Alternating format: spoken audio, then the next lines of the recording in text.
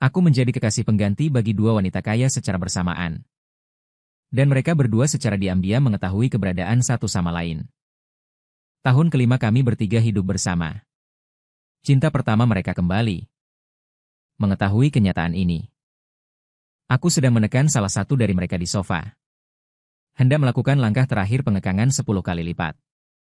Aku mengerutkan kening. Bangun dan ingin pergi ke kamar mandi untuk menenangkan diri. Melihat itu, Liu Ruyan bersandar di kepala ranjang. Bermain ponsel dengan bosan. Tiba-tiba, dia mendengus pelan. Mengenakan jaketnya. Lalu langsung meninggalkan pintu. Saat terbuka, angin dingin membawa hawa dingin masuk. Aku tanpa sadar menggigil.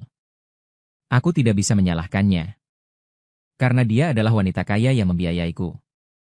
Dan aku baginya hanyalah keberadaan yang bisa ada atau tidak. Liu Ruyan adalah wanita kaya standar. Bertemperamen manja. Dengan kesombongan yang biasa dimiliki para sosialita. Namun memiliki kemampuan untuk menghabiskan ratusan ribu dengan mudah. Aku menatap punggungnya yang menjauh. Berpikir bahwa aku harus menghabiskan waktu sendiri lagi. Tiba-tiba aku melihat ponselnya jatuh di tempat tidur. Layar menyala adalah momen yang baru saja diposting Jiang Wang. Bertahun-tahun tidak bertemu. Sama seperti dulu. Foto itu adalah foto selfie-nya di bandara. Aku langsung mengerti mengapa dia begitu terburu-buru. Dia tidak ingin Liuran memanfaatkan kesempatan itu. Liuran adalah penguasa keluarga Liu. Dan juga bibi Liu Ruyan. Dulu, orang tua keluarga Liu meninggal secara tidak sengaja. Liuran menjadi walinya. Liu Ruyan selalu tidak patuh. Dalam segala hal harus bersaing dengan Liuran. Dari Jiang Wang hingga saham perusahaan. Bahkan aku pun menjadi alat tawar-menawar mereka. Demi Jiang Wang. Dia bertarung habis-habisan dengan Liuran di perusahaan. Biasanya dia juga banyak mempersulitku. Sebenarnya aku mengenal bagian bawah Liu Ruyan. Mengenal jalan Liuran. Kami adalah teman SMA. Hanya saja saat itu hampir tidak ada interaksi. Setelah keluargaku mengalami masalah dan aku berhenti sekolah. Kami kehilangan kontak. Kemudian aku bekerja sebagai pelayan di KTB. Diperlakukan dengan buruk oleh dua pelanggan mabuk. Liuran muncul dalam hidupku. Dia berjalan keluar dari kerumunan. Dengan tatapan acuh tak acuh. Kedua orang itu langsung meminta maaf sambil tersenyum. Takut membuatnya marah. Saat itu aku duduk dengan menyedihkan di tanah. Kemudian seluruh dunia menjadi musuhku. Dia mengulurkan tangan dan membantuku berdiri. Target bulan ini? Aku yang akan menanganinya, kamu pulang dan istirahatlah. Saat itu, aku pertama kali merasakan apa itu rasa aman. Kemudian suatu malam hujan. Dia menanggalkan pakaianku. Dulu aku berpikir dia adalah cahaya dalam hidupku yang gelap. Bahkan jika itu hanya duri di setelan serigala. Aku rela menerimanya dengan senang hati. Namun keesokan paginya, setelah bangun tidur, dia memberiku sebuah kartu. Di dalamnya ada 400.000. Aku akan mengirimkan uang secara berkala. Atur waktumu dan siap sedia kapan saja. Dia sambil mengenakan pakaian. Berkata, dia meraihku. Dengan tatapan menyelidik, belilah beberapa pakaian yang layak. Potong rambutmu, dan kirimkan fakturnya. Ke email asistenku. Melihat punggungnya yang menjauh. Aku baru mengerti. Kurcaci bisa mendapatkan cinta sang putri. Sedangkan aku sejak awal sudah direndahkan olehnya. Tapi aku tetap mengambil kartu itu. Uang itu seperti duri di tengah banjir. Dengan duri, namun bisa membuatku meraih secercah harapan. Aku butuh uang. Uang yang cukup banyak untuk mengesampingkan harga diri. Begitulah, aku menjadi miliknya. Kemudian, ketika aku menginap di rumah keluarga, Liu, aku bertemu dengan Liu Ruyan. Dia meraihku. Matanya menatap tajam bekas merah di leherku yang belum hilang. Apa hubunganmu dengan Liuran? Tidak menungguku menjawab, dia mencibir pelacur itu sendiri. Saat itu Liu Ran turun. Aku, Liu Ruyan, melihat. Dia tiba-tiba mengulurkan jarinya dan mengusap pinggangku yang telanjang dengan nada provokatif setelah ini. Apa yang bisa wanita tua itu berikan padamu jika kau mengikutiku bermain? Kata-kata ini sangat tidak masuk akal. Tapi aku panik. Aku tidak mampu menyinggung mereka berdua. Hanya bisa melihat ke arah Liu Ran. Tatapan Liu Ran tertuju padaku. Tenang tanpa riak sedikit pun. Seolah-olah bekas di tubuhku tidak ada hubungannya dengan dia. Dia dengan samar mengucapkan dua kata. Sembarangan saat itu, zodiak dilemparkan ke dalam gudang es. Akhirnya aku mengerti bahwa baginya, itu hanyalah hal yang tidak penting. Harapan-harapan yang tersembunyi di lubuk hati. Hancur total. Burung layang-layang itu. Aku mengikuti Liu Ruyan kembali ke kamar. Meskipun tidak ada suasana hati sama sekali. Hanya bisa berpura-pura tenggelam dalam suasana yang dia ciptakan. Ponsel tiba-tiba bergetar. Itu adalah pesan dari Liu Ruyan.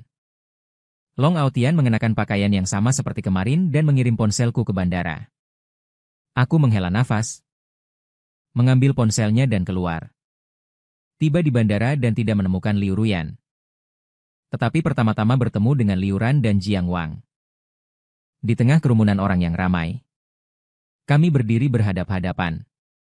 Dan pakaian di tubuhku ternyata sama persis dengan yang dikenakan Jiang Wang. Jiang Wang dan Liu Ran berdiri di seberang. Sangat menarik perhatian di tengah kerumunan orang. Tatapan orang yang lewat bolak-balik di antara kami. Dengan makna eksplorasi. Ini bukan salahku. Salahkan saja Liu Ran. Beberapa bulan pertama ketika dia merawatku, aku sering menerima barang-barang yang dia kirim.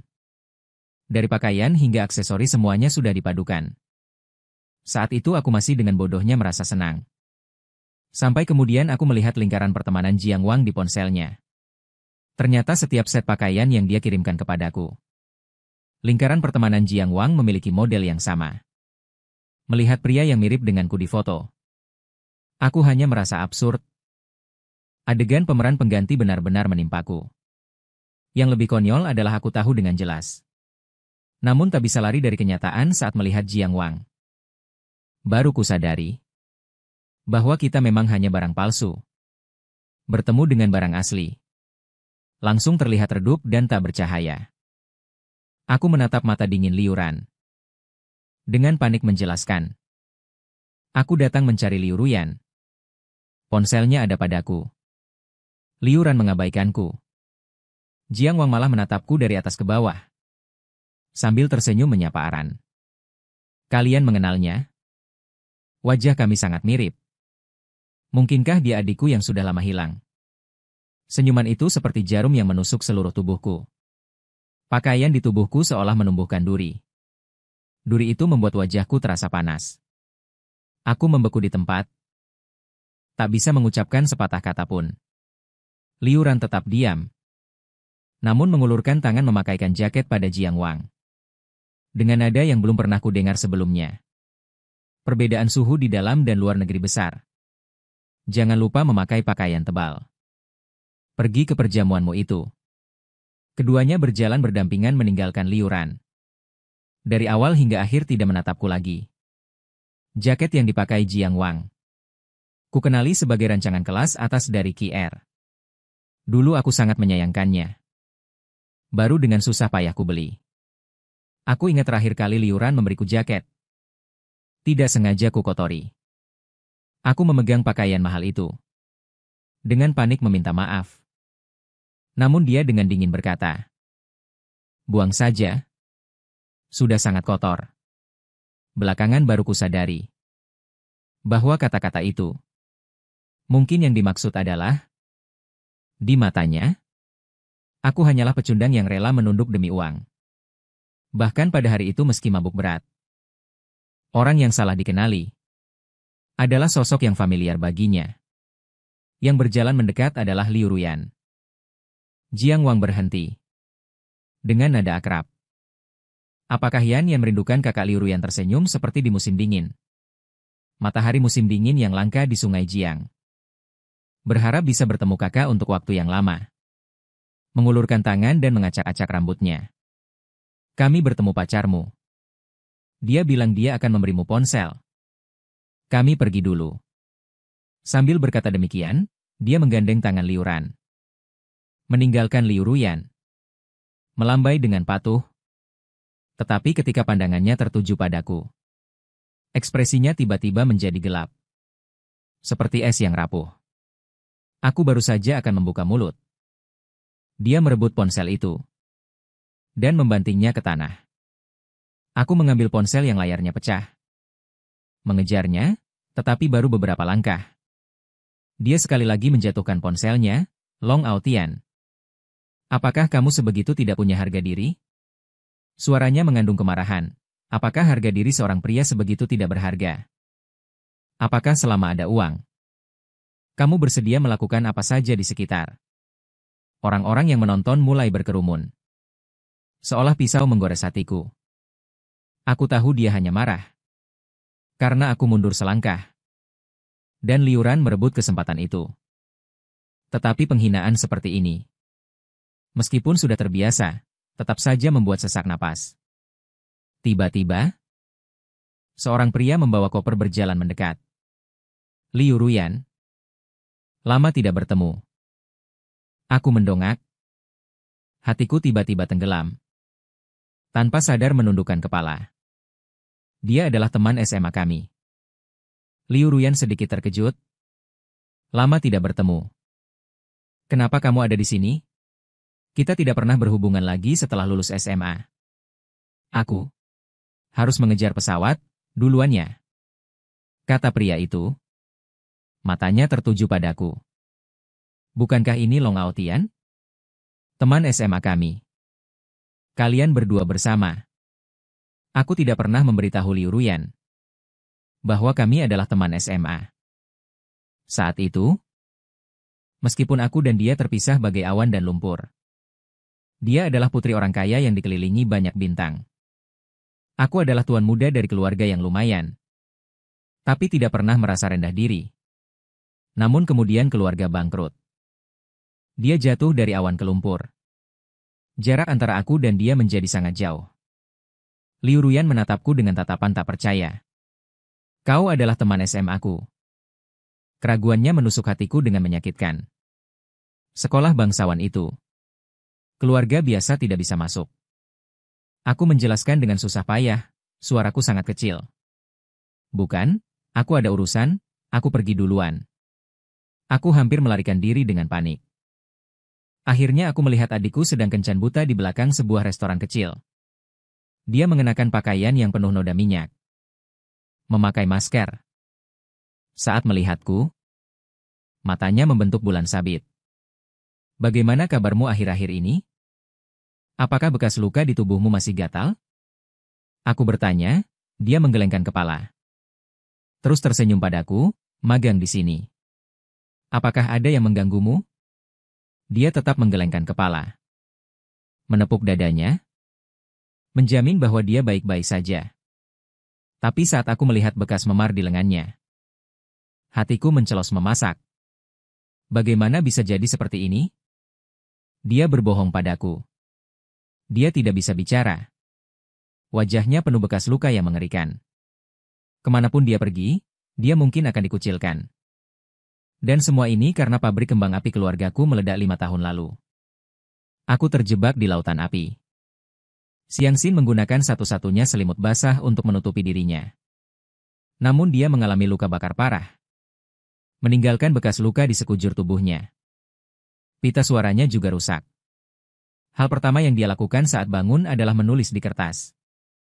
Kak, aku tidak apa-apa. Aku tidak setampanmu.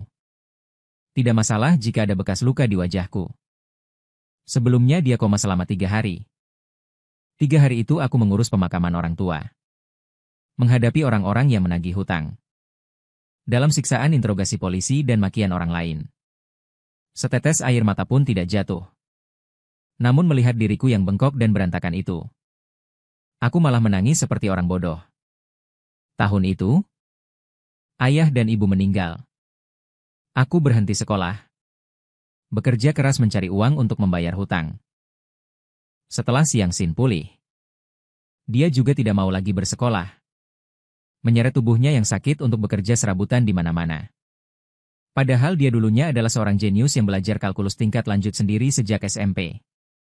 Ponsel tiba-tiba bergetar. Ada SMS masuk ke rekening bank. Sejumlah 1 juta. Disusul pesan dari Liu Ran. Jiang Wang membayari alamat pesta penyambutan Feng Yan. Ganti pakaian. Pakaian itu jangan dipakai lagi setelah ini.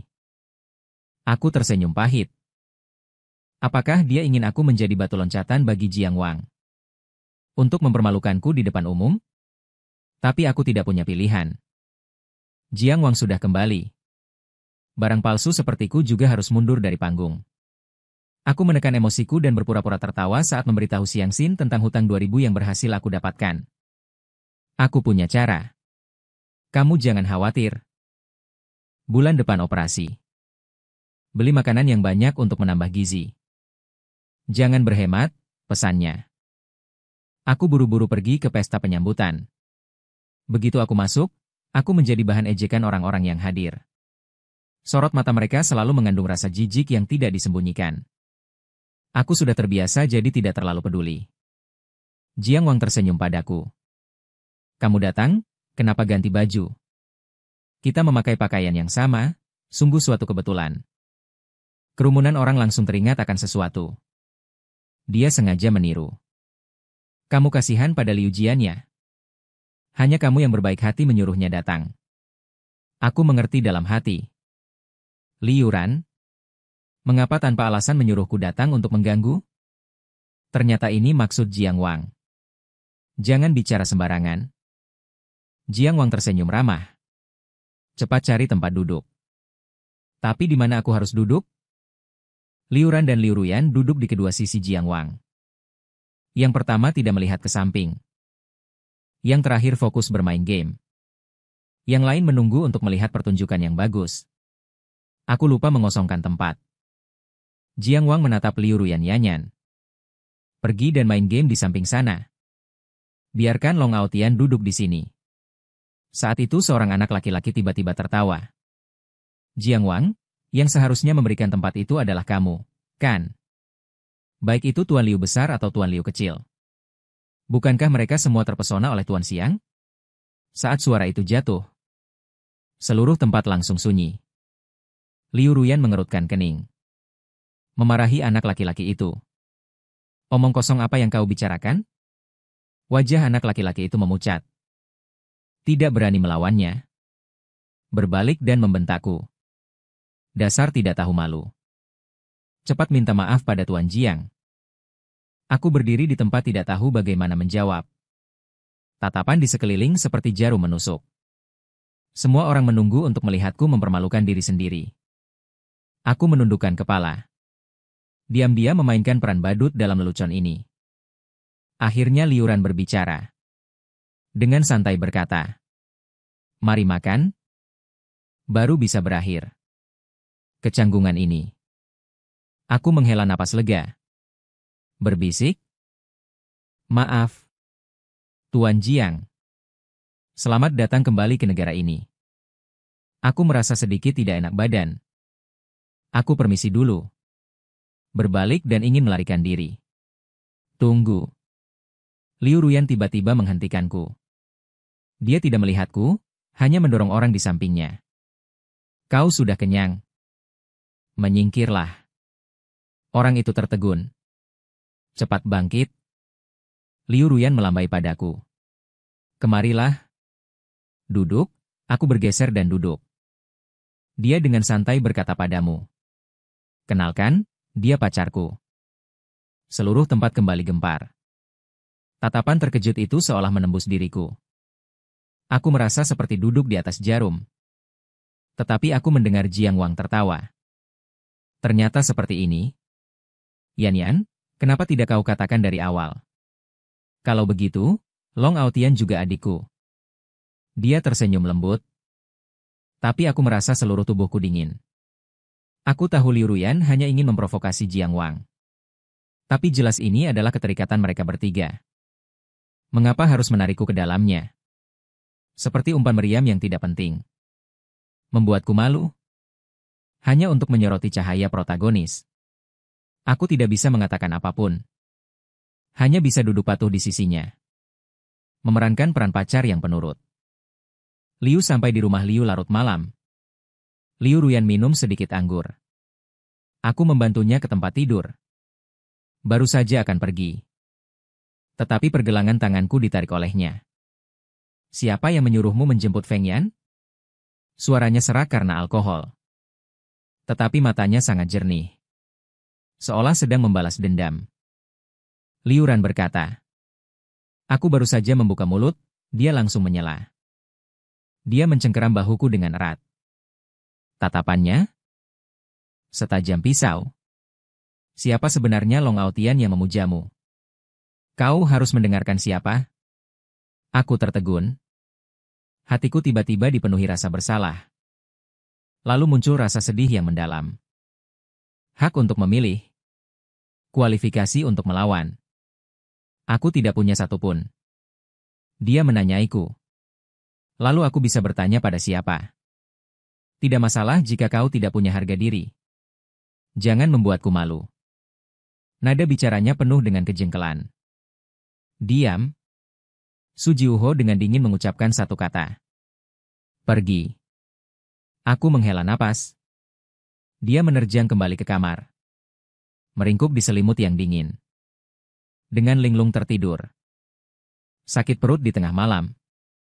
Tiba-tiba datang rasa sakit tajam yang langsung membuatku terbangun. Seharian tidak makan apapun. Dan minum sedikit alkohol. Jadi tiba-tiba kambuh lagi. Aku meringkuk. Tetapi tidak bisa menahan rasa sakit yang meluap-luap itu. Tanpa daya. Aku dengan hati-hati dan perlahan turun ke bawah mencari air. Di ruang tamu menyala lampu lantai. Liu Ran sedang duduk di sofa mengerjakan dokumen. Ada apa? Dia menatapku. Dengan nada datar. Minumlah air. Aku berbisik. Air hangat masuk ke perut. Sedikit meredakan. Aku berbalik ingin naik ke atas. Tetapi mendengar suaranya. Di kotak obat ada obat pereda nyeri. Nadanya masih datar. Namun aku seperti tertusuk sesuatu. Tiba-tiba berhenti. Langkah kaki yang perih melonjak ke dalam hati. Dalam suara sunyi yang melelahkan ini. Li Zi tiba-tiba runtuh. Aku menatapnya. Akhirnya tidak bisa menahan diri untuk bertanya. Ran dari awal sampai akhir. Aku selalu menjadi pengganti Jiang Wang. Benar kan? Di depannya.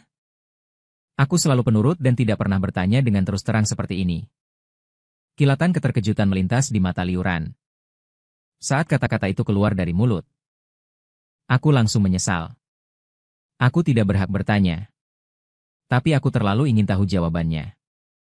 Setelah lama terdiam, dia akhirnya berbicara. Suaranya pelan hampir tidak terdengar. Bukan? Bukan aku. Aku bahkan tidak memenuhi syarat untuk menjadi pengganti. Aku langsung menahan napas gema lukisan Liu Ran. Bergema di villa yang kosong. Membungkusku membuatku sesak napas. Ternyata di matanya, Liu Ruyan memarahiku. Susuci belum pernah seperti setiap kata. Sangat tajam hingga tak tertahankan. Aku hanya menggenggam pegangan tangga. Ujung jariku memutih.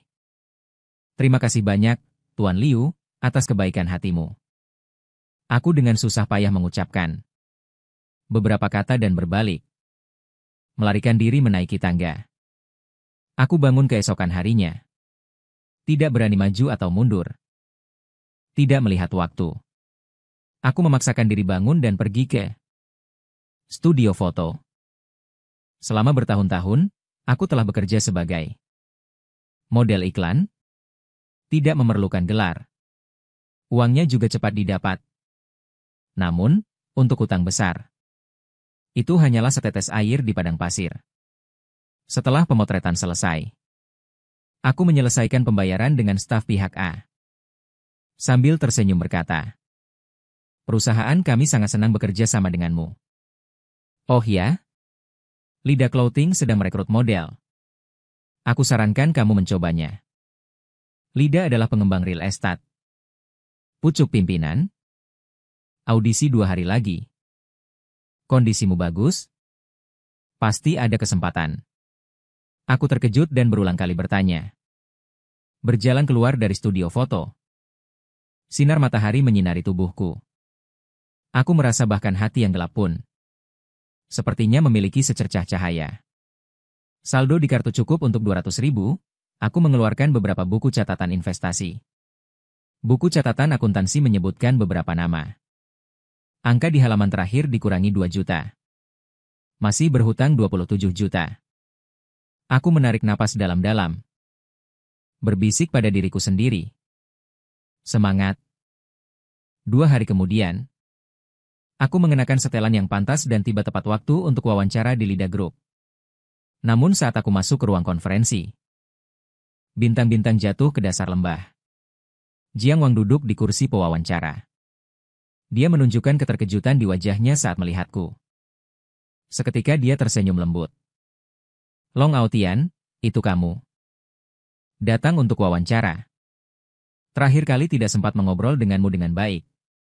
Kandidat di sebelahku menyenggolku dengan iri dan berkata, kamu kenal Jiang Wang. Dia adalah tuan muda Lida. Kamu aman, kan? Aku ingin tertawa. Tapi sudut mulutku tidak bisa tertarik. Sambil menunggu, aku mencari informasi tentang Liran. Ternyata dia pernah mengalami rantai pendanaan yang putus. Hampir bangkrut.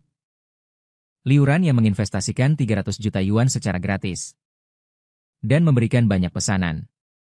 Baru kemudian dia ditarik kembali dari keputusasaan. 300 juta yuan adalah 6 detik hutang keluargaku saat itu. Aku menghela nafas. Emosi kompleks muncul di hatiku. Saat ini seorang staf berjalan mendekat. Long Aotian. Wawancaramu tidak lulus. Kamu bisa kembali. Aku mengangguk dan membetulkan diri. Di bus kembali ke kota.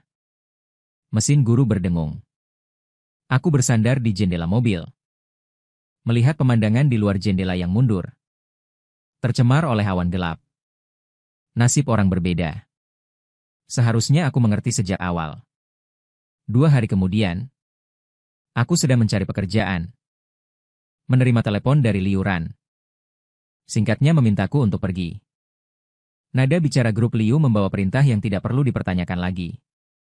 Aku merasa sedikit tidak nyaman. Namun tetap bergegas pergi. Asisten membawaku ke kantor di lantai atas. Begitu pintu dibuka, aku melihat Liuran dan Jiang Wang. Jiang Wang memeluk Liuran dengan suara tercekat. Apa yang harus dilakukan dengan masalah adik perempuan Aran? Dia masih sangat kecil. Tidak boleh terjadi apa-apa. Liuran dengan lembut membalasnya. Menghibur dengan lembut. Tenang. Aku akan memikirkan cara. Aku berdiri di pintu dengan canggung. Seperti bayangan yang berlebihan. Tapi aku tahu Liuran memanggilku ke sini. Pasti bukan hanya untuk menyuruhku menonton adegan ini. Hingga Jiang Wang selesai berbicara. Liuran baru menatapku. Dengan nada dingin dan wajar. Adik Jiang Wang menderita leukemia. Membutuhkan transplantasi sumsum tulang. Aku memberimu 5 juta. Kau sumbangkan untuk adiknya. Liuran melemparkan kontrak ke hadapanku. Sikapnya sangat mirip dengan saat seseorang melecehkanku di bar dan melemparkan uang. Mereka ingin melihatku mengemis. Dan dia menginginkan sumsum tulangku. Sesak napas. Berani melonjak ke dalam hatiku. Aku mengepalkan uang itu erat-erat. Tidak bisa berkata apa-apa. Jiang Wang mendongak menatapku dengan tatapan memohon. Kumohon Long Aotian. Aku bisa merekrutmu tanpa mengikuti aturan. Kau bahkan bisa menjadikanku juru bicara perusahaan. Kata-kata ini datang tiba-tiba. Tatapan Liuran langsung mendingin. Seolah berkata, aku tidak tahu berterima kasih. Dan berani mengancam Jiang Wang. Nada bicaranya sedikit tidak sabar. Sudahlah. Tanda tangani kontraknya. Aku mengambil pena dan membolak-balik kontrak. Akhirnya tetap menandatangani nama 5 juta. Itu sangat penting bagiku. Sebenarnya Tuan Jiang tidak perlu mencari CEO Liu. Kau bisa langsung mengatakannya padaku. Aku juga akan menandatanganinya. Sambil menandatangani, aku berkata dengan suara rendah. Lagi pula, aku tidak pernah bermusuhan dengan uang. Di sudut mataku, raut wajah Jiang Wang berubah. Wajah. Kemudian kembali ke ekspresi sedihnya. Malam itu, aku menerima transfer uang. Mengingatkan Liu Ran untuk mentransfer 6 juta kepadaku. Kupikir itu karena Jiang Wang. Aku tersenyum pahit sambil memegang ponsel. Dia sangat baik pada Jiang Wang. Bahkan jika dia sangat meremehkanku. Demi dia, aku rela memberi lebih. Keesokan harinya, aku dikirim ke rumah sakit untuk pemeriksaan dan pendaftaran. Semuanya beres dengan cepat. Operasi dijadwalkan seminggu kemudian. Aku berpikir untuk memberitahu Dr. Liu Ruyan. Malam itu aku meminta izin padanya. Berkata aku akan pergi mendonorkan tulang. Liu Ruyan mengenakan gaun tidur sambil mengeringkan rambutnya yang basah. Awalnya tidak terlalu peduli. Tapi setelah mendengar itu diatur oleh Liu Ran, dia mengerutkan kening. Aku sudah memperingatkanmu, kan? Dia memberiku 6 juta. Aku menjelaskan, uang ini untuk keadaan darurat. Namun, Liu Ruyan mencibir. Dengan nada yang penuh penghinaan. Uang sebanyak ini hanya cukup untuk menyingkirkanmu. Kembalikan uangnya. Ini perintah dari penyandang dana. Seharusnya aku patuh. Tapi aku menggelengkan kepala. Sudah habis terpakai. Aku tahu dia akan marah. Paling-paling hanya dimarahi beberapa kalimat. Dibandingkan dengan hutang, ini bukan apa-apa. Liu Ruyan menatapku. Dengan tatapan yang tiba-tiba tajam. Namun, di luar dugaan. Dia tidak memarahiku. Hanya berkata dengan datar. Katanya, kau benar-benar punya uang. Kau bersedia melakukan apa saja. Aku memalingkan muka. Mengepalkan tangan. Terdiam. Dia benar. Selama ada uang, aku bisa melakukan apa saja. Tidak perlu bersedih. Aku berusaha memaksakan senyum. Dengan suara yang sedikit bergetar. Ya. Beri aku lebih banyak. Aku juga tidak keberatan, biasanya saat ini aku akan meringkuk dan menahan diri. Ini adalah pertama kalinya aku melawan. Aku bahkan berharap dia memarahiku beberapa kalimat. Seolah-olah menggantikan diriku sendiri untuk melampiaskan amarah. Tapi Liu Ruyan hanya menatapku dengan nada yang sangat tenang. Ingin uang? Maka biarkan tanganmu terikat erat. Aku tertegun. Akhirnya aku mengulurkan tangan untuk membuka jubah mandinya. Uap air memenuhi udara, tetesan air yang membara perlahan menguap. Dia tidak mencengkeram seperti dulu. Aku penuh luka. Hanya memelukku dengan lembut setelah selesai. Dia tidak banyak bicara. Dan segera tertidur. Keesokan harinya, aku dibangunkan oleh telepon tentang denda pelanggaran kontrak. Aku sudah membayarmu 6 juta. Aku memberimu, jangan terlalu murah. Suara Liu Ruyan singkat dan padat. Dan segera menutup telepon. Aku terpaku di tempat. Pikiranku kosong. Untuk melawan Liu Ran. Selama lebih dari setahun ini, dia menggunakan aku untuk melakukan banyak hal seperti ini. Tidak heran dia begitu tenang tadi malam. Ternyata dia menungguku di sini. Liu Ran akan marah. Aku dengan panik meneleponnya. Mendengarkan nada dering tidak terjawab. Hatiku perlahan tenggelam.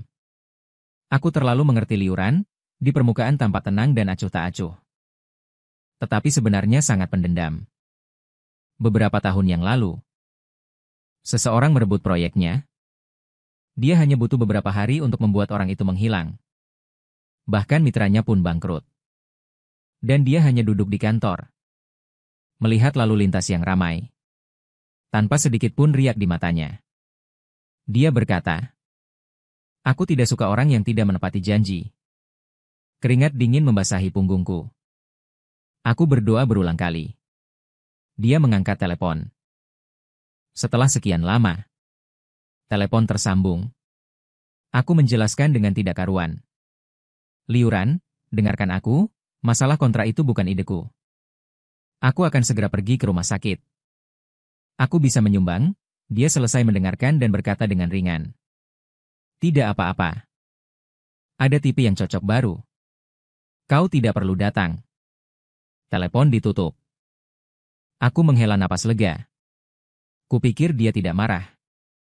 Tetapi sore itu telepon dari rumah sakit datang. Pandanganku menjadi gelap.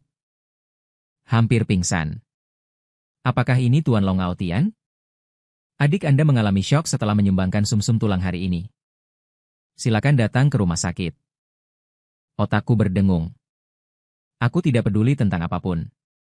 Bergegas ke bangsa rumah sakit, Siang Sin berbaring di tempat tidur. Wajahnya pucat, mengapa aku memegang tangannya? Hatiku sakit seperti tertekuk.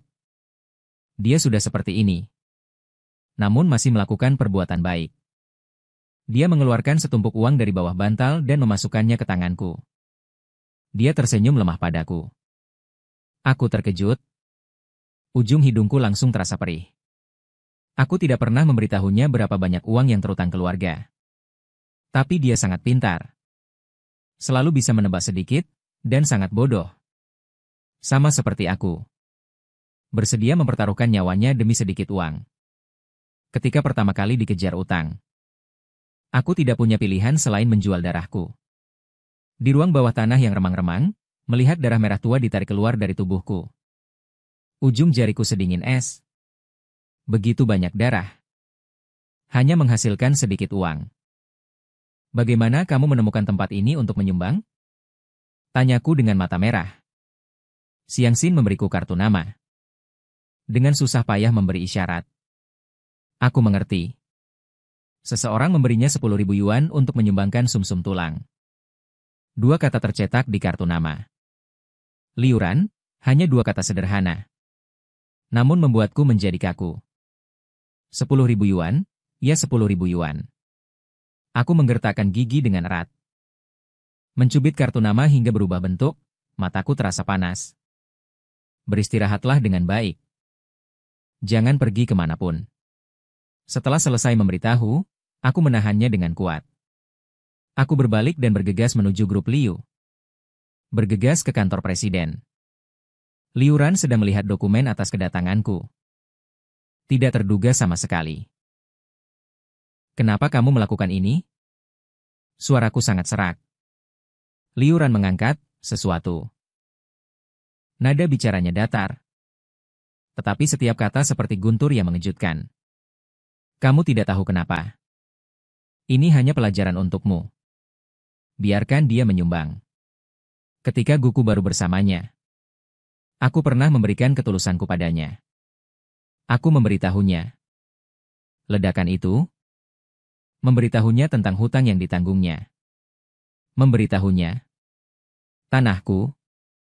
Aku membuka lukaku. Dan membentangkan semua masa lalu yang tidak ingin kuhadapi di depannya. Tapi dia jelas tahu tentang tubuh Siang Sin. Tetapi masih menipunya untuk menyumbangkan sumsum tulang dengan 10.000 yuan. Selain Jiang Wang. Dia tidak peduli padaku sama sekali. Seharusnya aku tahu. Aku mundur dengan mata merah. Sampai aku keluar dari kantor. Keluar dari harapan terakhirku padanya. Beberapa hari kemudian, Liu Ruyan membawaku ke pesta. Sebagai pacarnya, Liu Ran juga ada di sana. Kami tidak saling memandang seolah tidak pernah bertemu. Tapi aku ingin menghindar dari Liu Ruyan. Dia bersikeras menarikku ke depan. Kakak Jiang Wang, lama tidak bertemu. Dia tersenyum hangat. Liu Wang juga menjawab sambil tersenyum. Yan Yan. Lama tidak bertemu. Kemudian menatapku. Long Aotian. Lama tidak bertemu. Kupikir kau menghindariku. Lagi-lagi adegan familiar ini. Medan perang 3 orang. Aku adalah badut yang tidak cocok. Setelah bertukar sapa cukup lama, Liu Ruyan akhirnya akan pergi. Aku merasa lega dan mengikuti Long Aotian Liu Ran. Tiba-tiba Jiang Wang memanggilku. Merasa tidak enak badan. Kau tetap di sini untuk minum untuknya. Aku tertegun.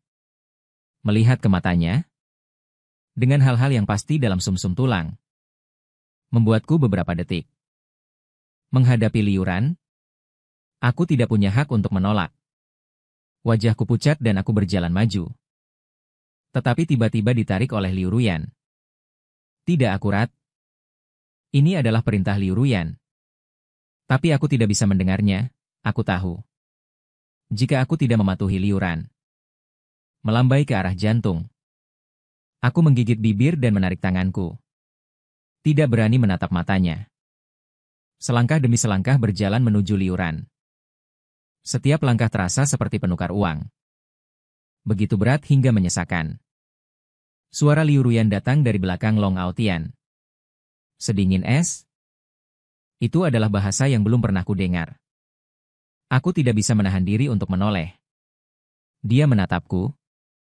Dengan kualitas suara yang bergejolak di matanya. Kau sangat baik. Selesai berbicara. Dia pergi sendiri dari ruang perjamuan. Seketika hening selama beberapa detik. Kemudian menjadi ramai kembali. Semua orang diam-diam memberi hormat kepada Jiang Wang. Aku diam-diam berdiri di belakangnya. Minum satu gelas demi satu gelas. Sampai perutku terasa sakit. Entah berapa lama berlalu. Pintu ruang perjamuan didorong terbuka. Dua pria dengan perut buncit masuk. Melihat mereka, darahku langsung membeku. Itu adalah dua bos yang mempersulitku di KTV saat itu. Mereka menyeringai dan mengangguk pada Liuran. Tuan Liu, terima kasih atas kesempatan kerjasama yang Anda berikan. Kemudian pandangan mereka tertuju padaku. Bukankah ini Tuan Siang? Lama tidak bertemu. Aku berdiri dengan kaku. Mendengar Liuran berbicara dengan ringan. Long Aotian temani mereka berdua minum. Keputusasaan langsung menenggelamkanku. Akhirnya aku mengerti. Ini adalah penghinaan terbesar yang dia berikan padaku. Dia memanggil mereka hanya untuk memberitahuku. Tidak peduli seperti apa aku sekarang. Di matanya aku akan selalu menjadi pelayan yang bisa dipermalukan di KTV itu. Cairan dingin anggur meluncur ke tenggorokan. Seperti membakar. Hatiku yang sudah hancur berdarah-darah bertahan hingga usia 30 tahun. Liuran membawa Jiang Wang ke tengah kerumunan. Dan berdeham. Hari ini aku memanggil kalian semua untuk berbagi kabar baik. Aku dan Jiang Wang akan bertunangan. Seluruh ruangan terdiam sesaat lalu meledak dengan ucapan selamat yang tak terhitung jumlahnya. Jiang Wang memegang tangan Liuran. Tersenyum lembut. Terima kasih semuanya. Aku dan Aran, meskipun terpisah selama bertahun-tahun, tetap tak tergantikan. Kata-katanya memiliki makna tersembunyi. Tapi aku mengangkat gelas. Menatapnya dengan tenang. Dengan suara yang cukup tulus. Selamat kepada Tuan Liu dan Tuan Jiang. Semoga kalian bahagia selamanya. Wajah Jiang Wang dan Liuran langsung menjadi gelap. Pesta berakhir hingga larut malam. Aku kembali ke rumah dalam keadaan mabuk. Gelap gulita. Tanpa sosok Liu Ruyan. Aku menghela napas lega.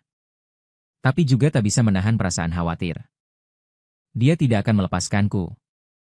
Aku meneleponnya berkali-kali. Hanya mendengar nada sibuk otomatis. Sampai aku mendengar beritanya dari percakapan pasien saat merawat Siang Xin di rumah sakit. Dia mulai merebut kekuasaan. Dan secara terbuka berselisih dengan Liuran. Mereka mengatakan bahwa dalam beberapa hari singkat, dia telah mengambil kembali hampir setengah dari saham. Dan mengganti manajemen puncak dengan orang-orangnya sendiri. Ternyata kemalasannya hanyalah kamuflase. Untuk menyembunyikan kekuatannya. Aku pernah berpikir buruk bahwa dia kuat di luar dan lemah di dalam. Sekarang tampaknya akulah orang bodoh yang khawatir dan mencemooh diri sendiri. Yang membuat napasku terasa berat. Aku tahu. Setelah dia menyelesaikan urusannya. Terlepas dari keberhasilan atau kegagalan, dia akan membalas dendam dengan lebih kejam.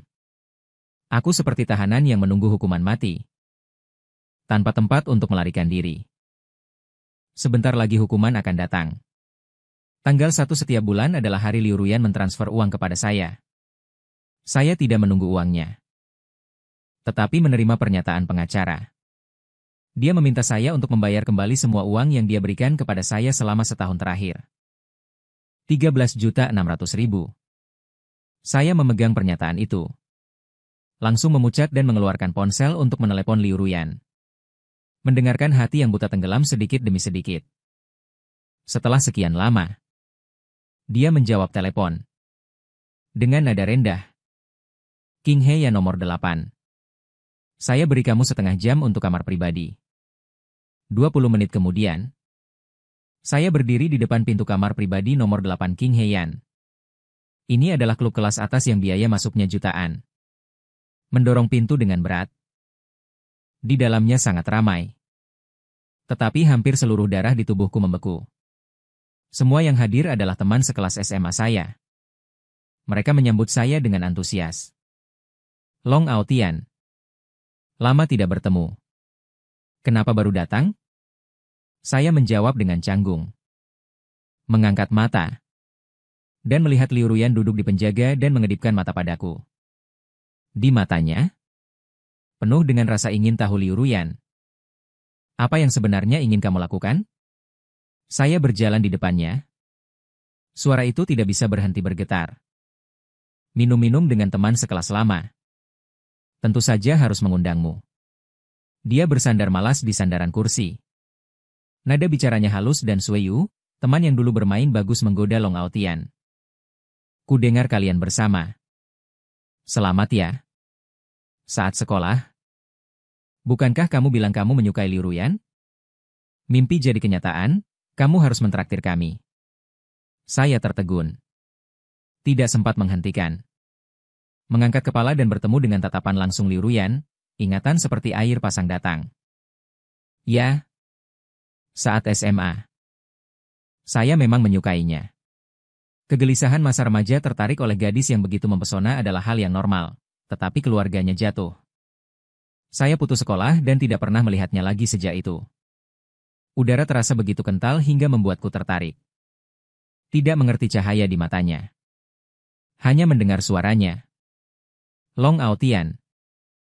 Kau menyukaiku. Aku terus mundur. Menggelengkan kepala. Liu Ruyan. Aku tahu saat itu aku tidak tahu diri. Tapi sekarang aku sudah tidak menyukaimu lagi, kumohon lepaskan aku. Liu Ran dan Jiang Wang akan bertunangan. Apakah kamu tidak peduli?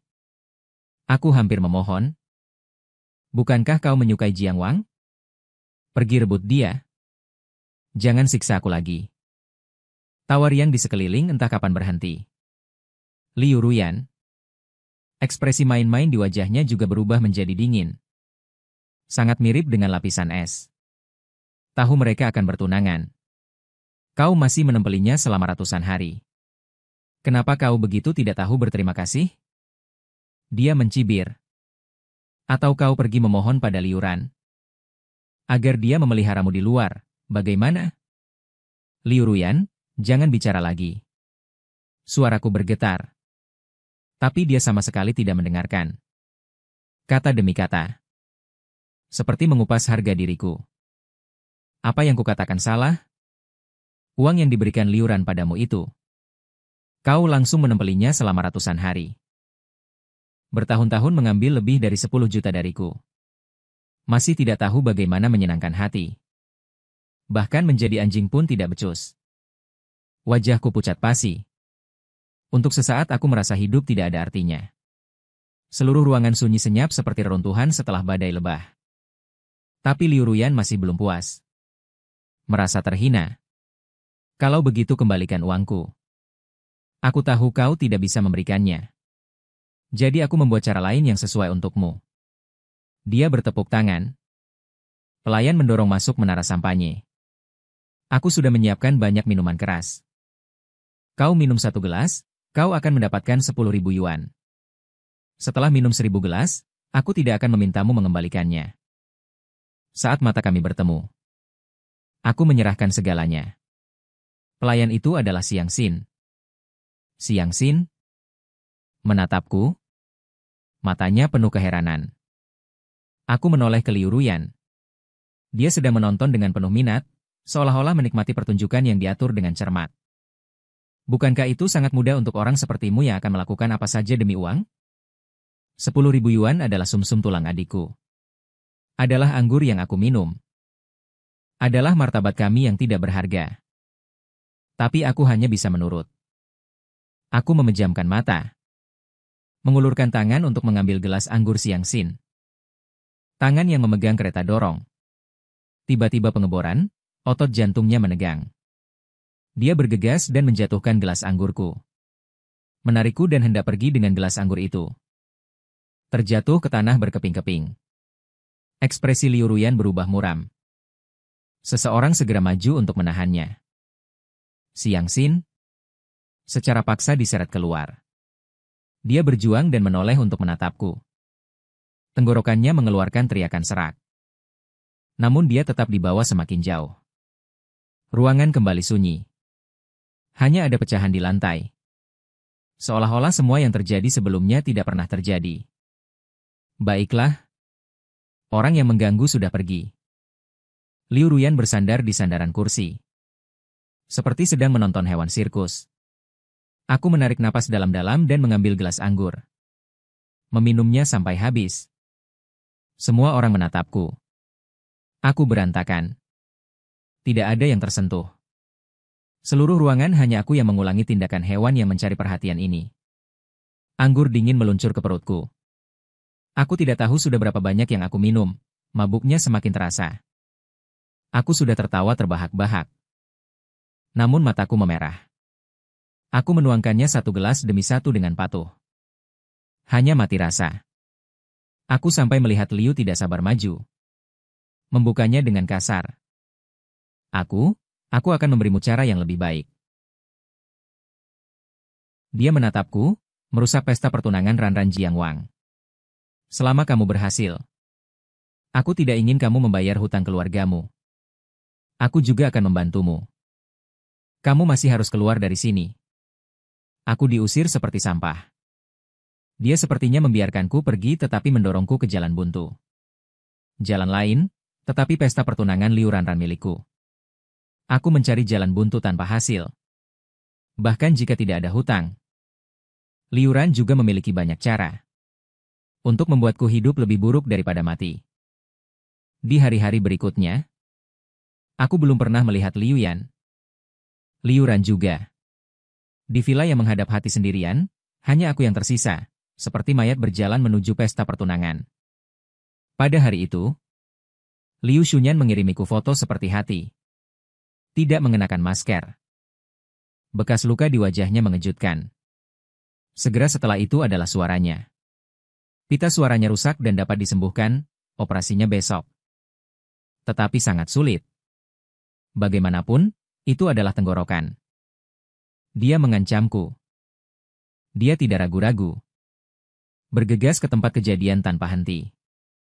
Menemukan liuran-liuran di ruang istirahat. Aku terengah-engah, menekan jantung di tenggorokanku. Bisakah kamu tidak bertunangan dengan Jiang Wang? Liu Ranran melirikku dengan acuh tak acuh. Berkata kepada staf. Semua yang aku miliki tentang Ran. Jika tidak, ganti kelompok orang yang memiliki mata. Nada bicaranya tenang. Seolah-olah dia tidak melihatku. Asisten itu maju untuk menghentikanku. Aku dengan cepat menjadi pintar. Liu Ran, aku punya pegangan Liu Ruyan. Selama kamu tidak bertunangan dengan Jiang Wang hari ini, aku akan memberikannya padamu, Liu Ran.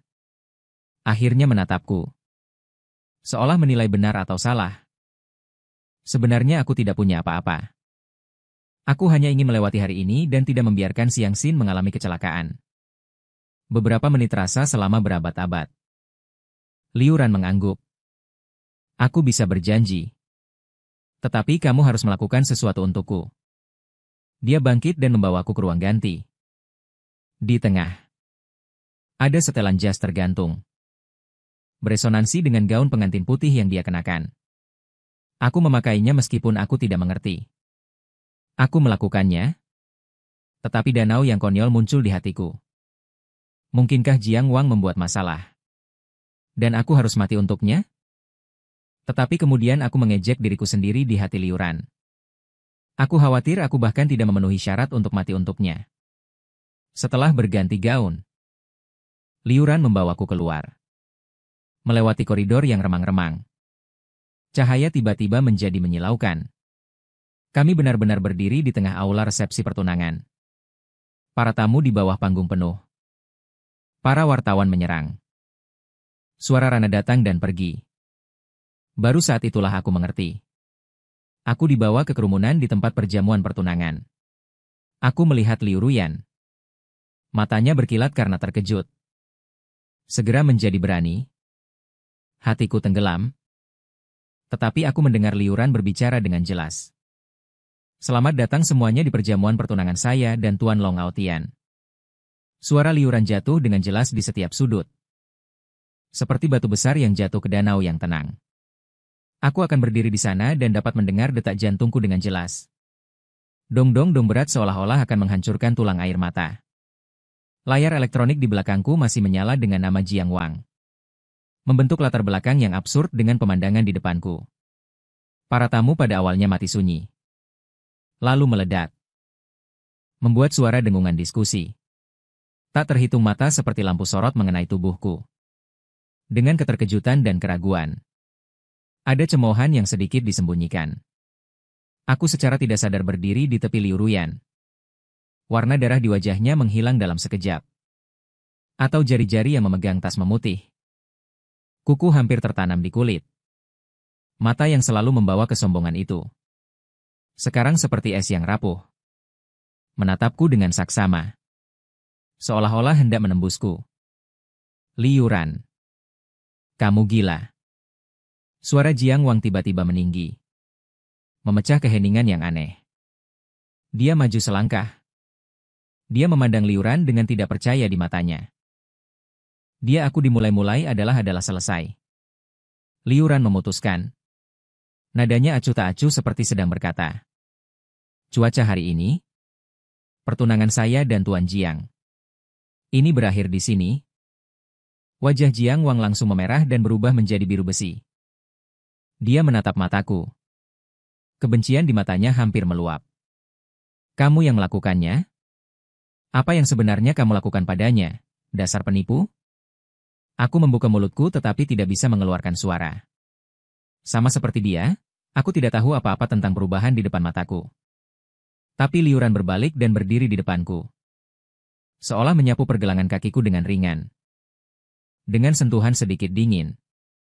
Ini adalah keputusanku. Tidak ada hubungannya dengan dia.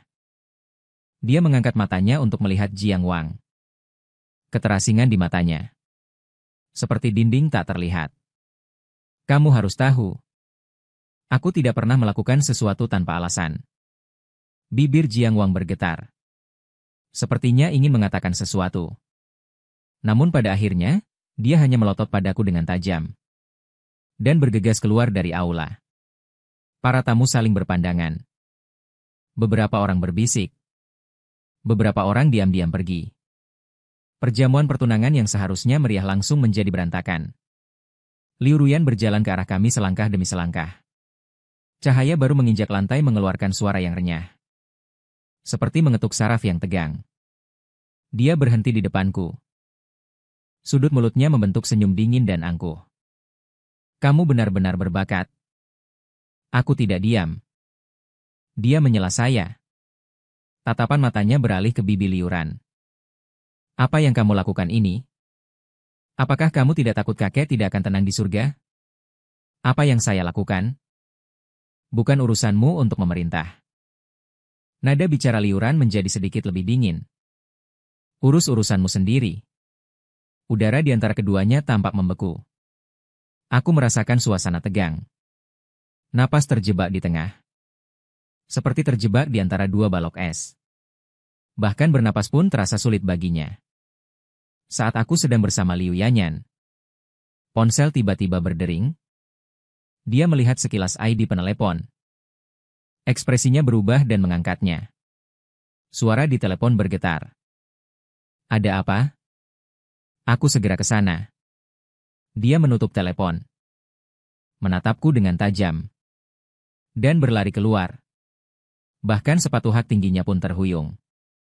Semuanya bergetar. Hatiku berdebar kencang. Firasat buruk, ada apa? Aku bertanya pada Liu Ran. Liu Ran melihat punggung Liu Ruyan. Secercah emosi kompleks melintas di matanya. Segera kembali tenang. Bukan urusanmu? Dia berhenti sejenak. Ku bilang ayo pergi. Tidak ada yang perlu ditunggu di sini. Aku mengikutinya keluar dari aula. Sinar matahari menyilaukan membuatku menyipitkan mata. Di kursi belakang mobil, Liu Ran memejamkan mata untuk beristirahat. Wajahnya tampak lembut di bawah cahaya. Tapi aku tahu, ini hanyalah penyamarannya yang biasa. Mengapa kau melakukan ini? Akhirnya aku tidak bisa menahan diri untuk bertanya padanya. Membuka mata dan menatapku. Matanya sedalam jurang yang tak berdasar. Kau tidak perlu tahu, apakah karena kekakuan? Atau karena Liu Ruyan aku mengejar? Atau ini lagi-lagi caramu menghadapi mereka? Dia terdiam beberapa saat. Tiba-tiba tertawa. Tawa itu membawa sedikit kelelahan yang tidak kupahami. Long Aotian. Anggap saja aku tiba-tiba menyadarinya. Mobil memasuki kompleks villa. Dari jauh terlihat beberapa mobil polisi diparkir di depan villa keluarga Liu. Hatiku tiba-tiba tenggelam. Mendorong pintu mobil dan berlari ke dalam. Mungkinkah Xiang Xin mengalami sesuatu? Di ruang tamu, polisi sedang berbicara dengan kepala pelayan. Melihatku, kepala pelayan berjalan dengan ekspresi serius. Tuan Xiang lebih baik kembali. Baru saja rumah sakit menelepon dan berkata, "Apa yang terjadi pada Tuan Xiang Xin?" Suaraku gemetar. Dia memanfaatkan kelengahan perawat dan melompat keluar dari jendela lantai 3. Suara kepala pelayan terdengar serak. Rekaman CCTV menunjukkan dia terakhir terlihat di jembatan di tepi sungai. Lalu melompat. Melompat. Keempat kata ini seperti kerucut es yang menusuk jantungku dengan keras. Pandanganku menjadi gelap. Hampir jatuh ke tanah. Dan aku nyaris tidak bisa berdiri tegak dengan berpegangan pada tuan tanah di sampingku. Kapan kejadiannya? Apakah sudah ditemukan? Aku meraih lengan kepala pelayan. Dan melihatnya memutih karena kekuatan yang diberikan. Kepala pelayan menggelengkan kepalanya. Matanya penuh simpati. Baru setengah jam yang lalu, polisi sudah melakukan pencarian. Tetapi permukaan sungai terlalu lebar. Dan arusnya terlalu deras. Aku tidak mendengar kata-kata selanjutnya dengan jelas.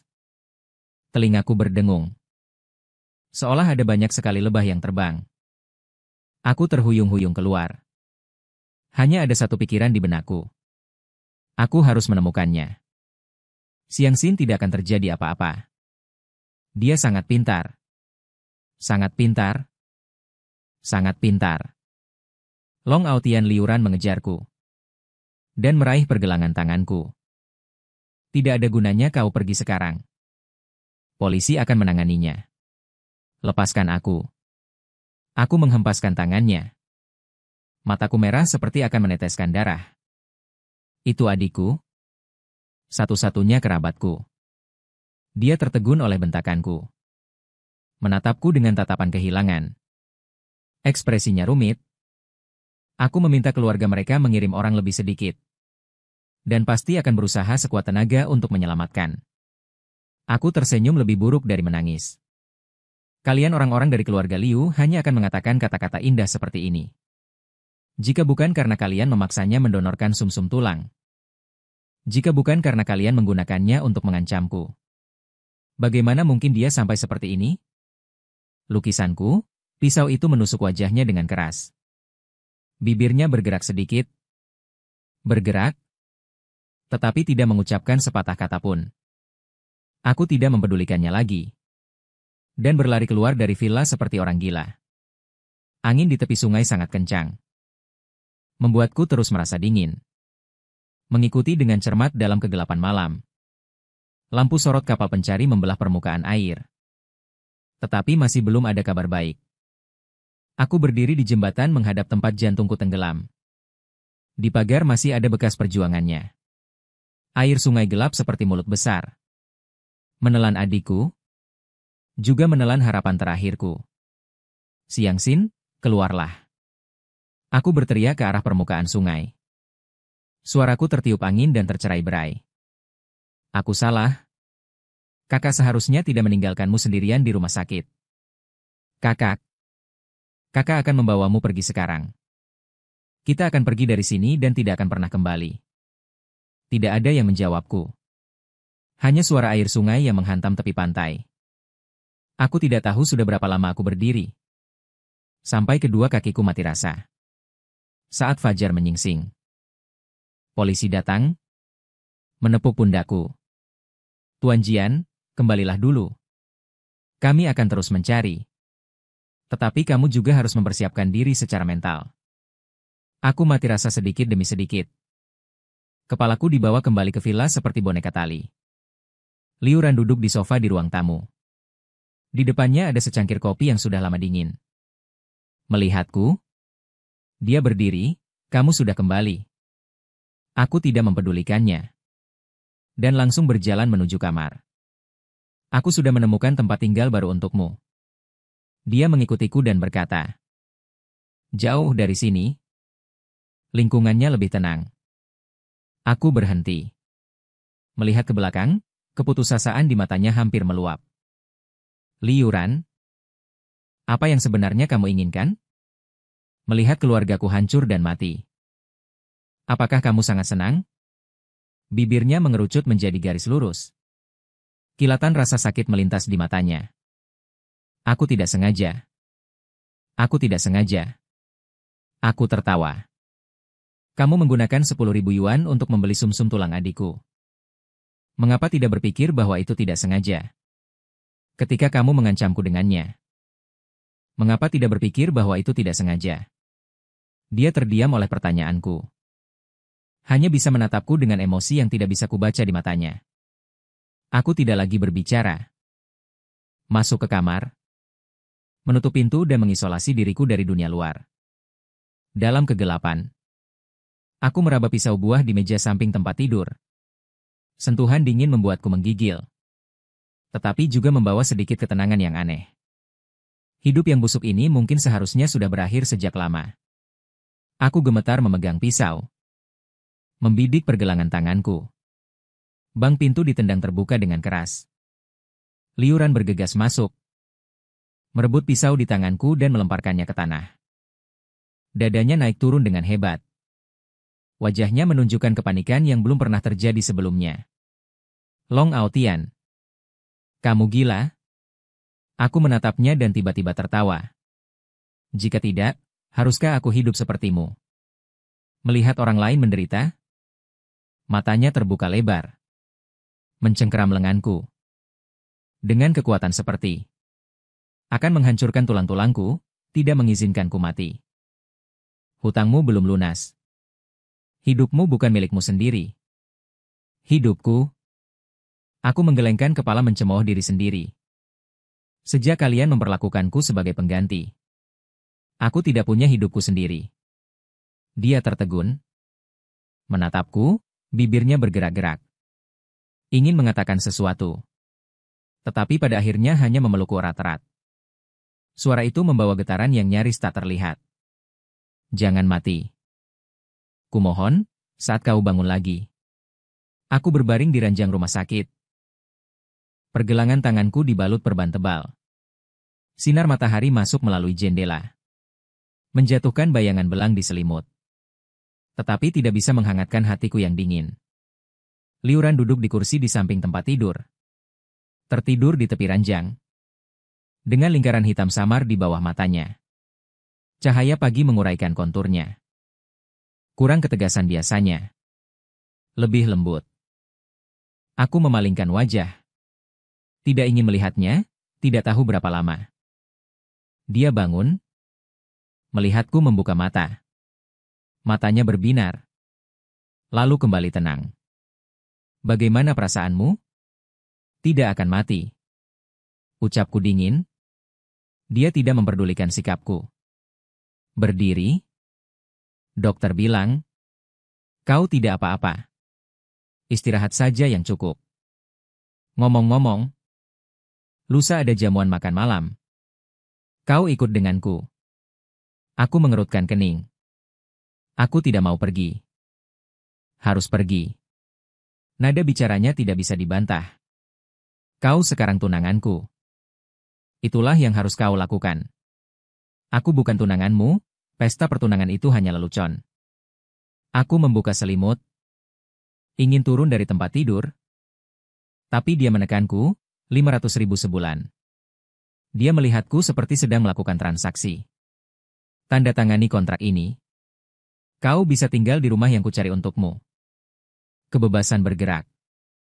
Tetapi harus hadir di acara-acara penting bersamaku.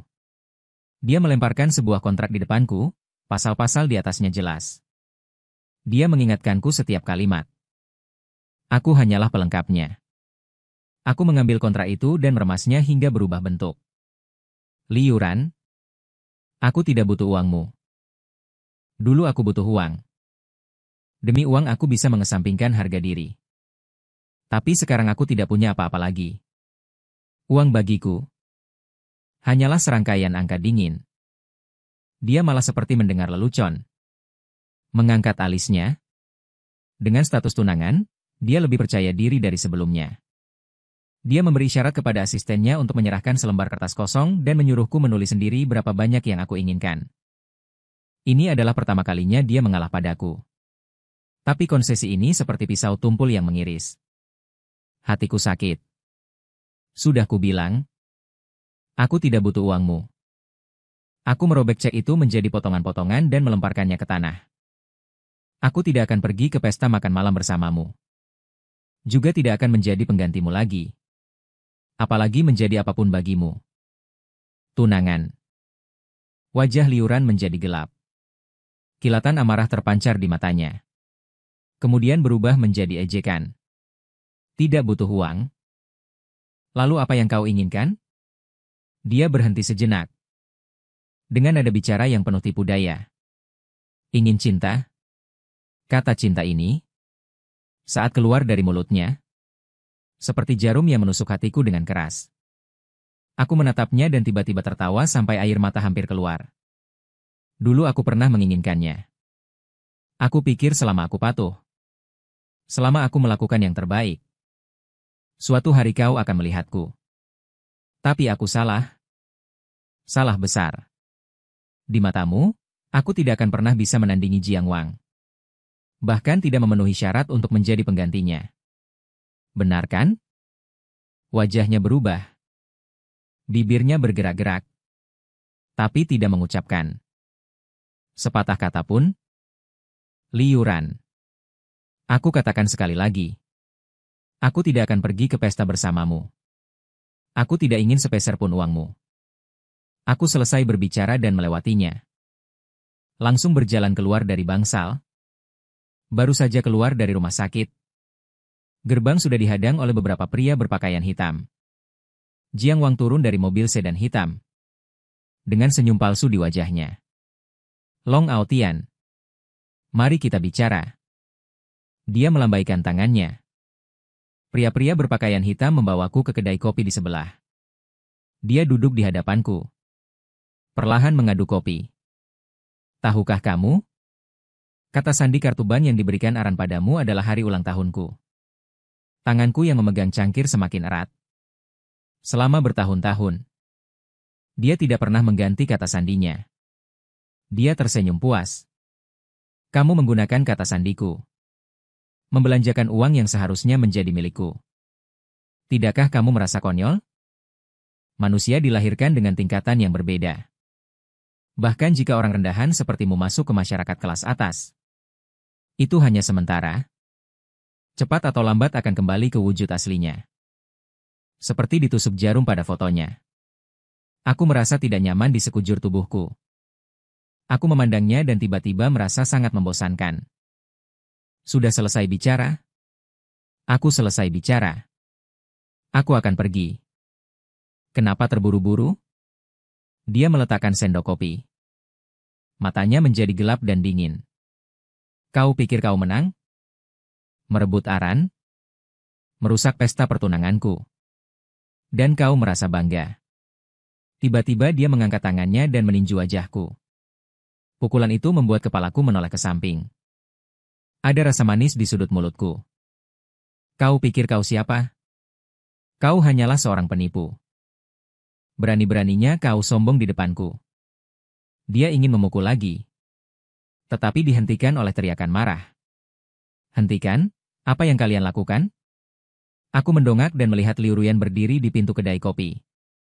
Wajahnya terlihat buruk. Jiang Wang melihat ketajaman di wajah Liu Ruyan. Tiba-tiba berubah menjadi Yan Yan yang lembut. Kenapa kamu datang? Aku hanya mengobrol dengan Long Aotian. Senyum di wajahnya palsu. Membuat orang duduk, aku menutupi wajahku yang sakit dipukul. Berdiri dan ingin pergi. Tapi dihentikan oleh Liu Ruyan. Long Aotian datang. Aku ragu sejenak. Tetap saja berjalan mendekat. Dia melihat luka di wajahku. Kerut di dahinya semakin dalam. Apa yang terjadi? Tidak apa-apa. Aku tidak ingin berbicara dengannya lebih banyak. Jiang Wang memukul, nada bicaranya menjadi dingin. Jiang Wang dengan cepat menjelaskan. Bukan? Kami hanya sedikit salah paham. Salah paham? Liu Ruyan mencibir. Matanya seperti pisau yang mengiris. Wajah Jiang Wang. Sepertinya kulitmu gatal. Dia berbalik ke orang lain di kafe. Suaranya tidak keras. Aku mengerutkan kening kesakitan, Liu Ruyan. Memalingkan wajah. Seolah tak tega melihat jamuan makan malam lusa. Ikut aku pergi. Dia tiba-tiba berbicara. Aku tertegun dan merasa rumit. Aku tidak pergi. Harus pergi. Nada bicaranya tidak bisa dibantah. Liu Ran menyuruhmu pergi. Aku tidak akan membiarkanmu pergi. Aku ingin dia tahu bahwa kamu adalah milikku. Lagi-lagi memperlakukanku sebagai alat tawar-menawar mereka. Aku menatapnya dan tiba-tiba merasa sangat lelah. Liu Ruyan. Aku bukan istrimu. Aku lelah. Tidak ingin lagi diatur-atur oleh kalian. Wajahnya menjadi muram. Kau pikir kau punya hak untuk memilih? Dulu tidak. Tapi sekarang punya. Aku menatap matanya. Mengatakan kata demi kata. Aku berjanji padamu untuk merusak pesta pertunangan. Aku sudah melakukannya. Hubungan kita sampai di sini saja. Dia tertegun. Sepertinya tidak menyangka aku akan mengatakan ini. Setelah beberapa saat, dia baru menemukan kembali ketenangannya. Dalam kelelahannya, ada sedikit kepanikan yang tak terlihat. Apa katamu? Aku bilang kita sudah berakhir. Aku mendorong pintu mobil terbuka. Terima kasih sudah membantuku membayar denda pelanggaran kontrak. Setelah ini kita tidak saling bertemu lagi. Aku baru berjalan 2 langkah ketika dia meraih pergelangan tanganku. Cengkeramannya sangat kuat. Kukunya hampir menancap ke dalam dagingku. Long Aotian. Berani kau pergi? Kenapa aku tidak berani? Aku melepaskan tangannya. Nyawaku adalah milikku sendiri. Bukan milikmu. Dia menatapku dengan mata merah. Seolah mengalami ketidakadilan yang besar. Kau sangat ingin meninggalkanku. Demi Liu Ran. Bukan demi siapapun. Itu demi diriku sendiri. Aku menatapnya. Aku tidak ingin lagi hidup dalam bayang-bayang kalian. Setelah berkata, aku berbalik dan pergi. Tanpa menoleh ke belakang. Aku bisa merasakan tatapannya terus tertuju padaku. Dengan amarah, keengganan, dan sedikit rasa sakit yang tidak bisa aku pahami. Kembali ke rumah sakit. Aku mengemasi barang-barangku. Bersiap untuk keluar dari rumah sakit. Baru saja sampai di lobi. Aku menerima telepon dari nomor yang tidak dikenal. Apakah ini Tuan Long Ao Tian? Di ujung telepon sana adalah suara seorang pria asing. Setahun lalu, adikmu Siang Sin menandatangani perjanjian transplantasi ginjal dengan kami. Sekarang kami tidak bisa menghubunginya. Tolong sampaikan ini padanya. Jika tidak sesuai dengan perjanjian, harus membayar denda 5 kali lipat dari pelanggaran. Total 25 juta. Aku menggenggam telepon. Seluruh tubuhku terasa dingin. Perjanjian transplantasi ginjal, kapan Siang Sin menandatangani hal seperti ini? Apa katamu? Bagaimana bisa dia menandatangani perjanjian seperti ini? Suaraku bergetar. Setahun lalu, kondisi tubuh bos kami belum cocok untuk operasi. Jadi kami memesan terlebih dahulu.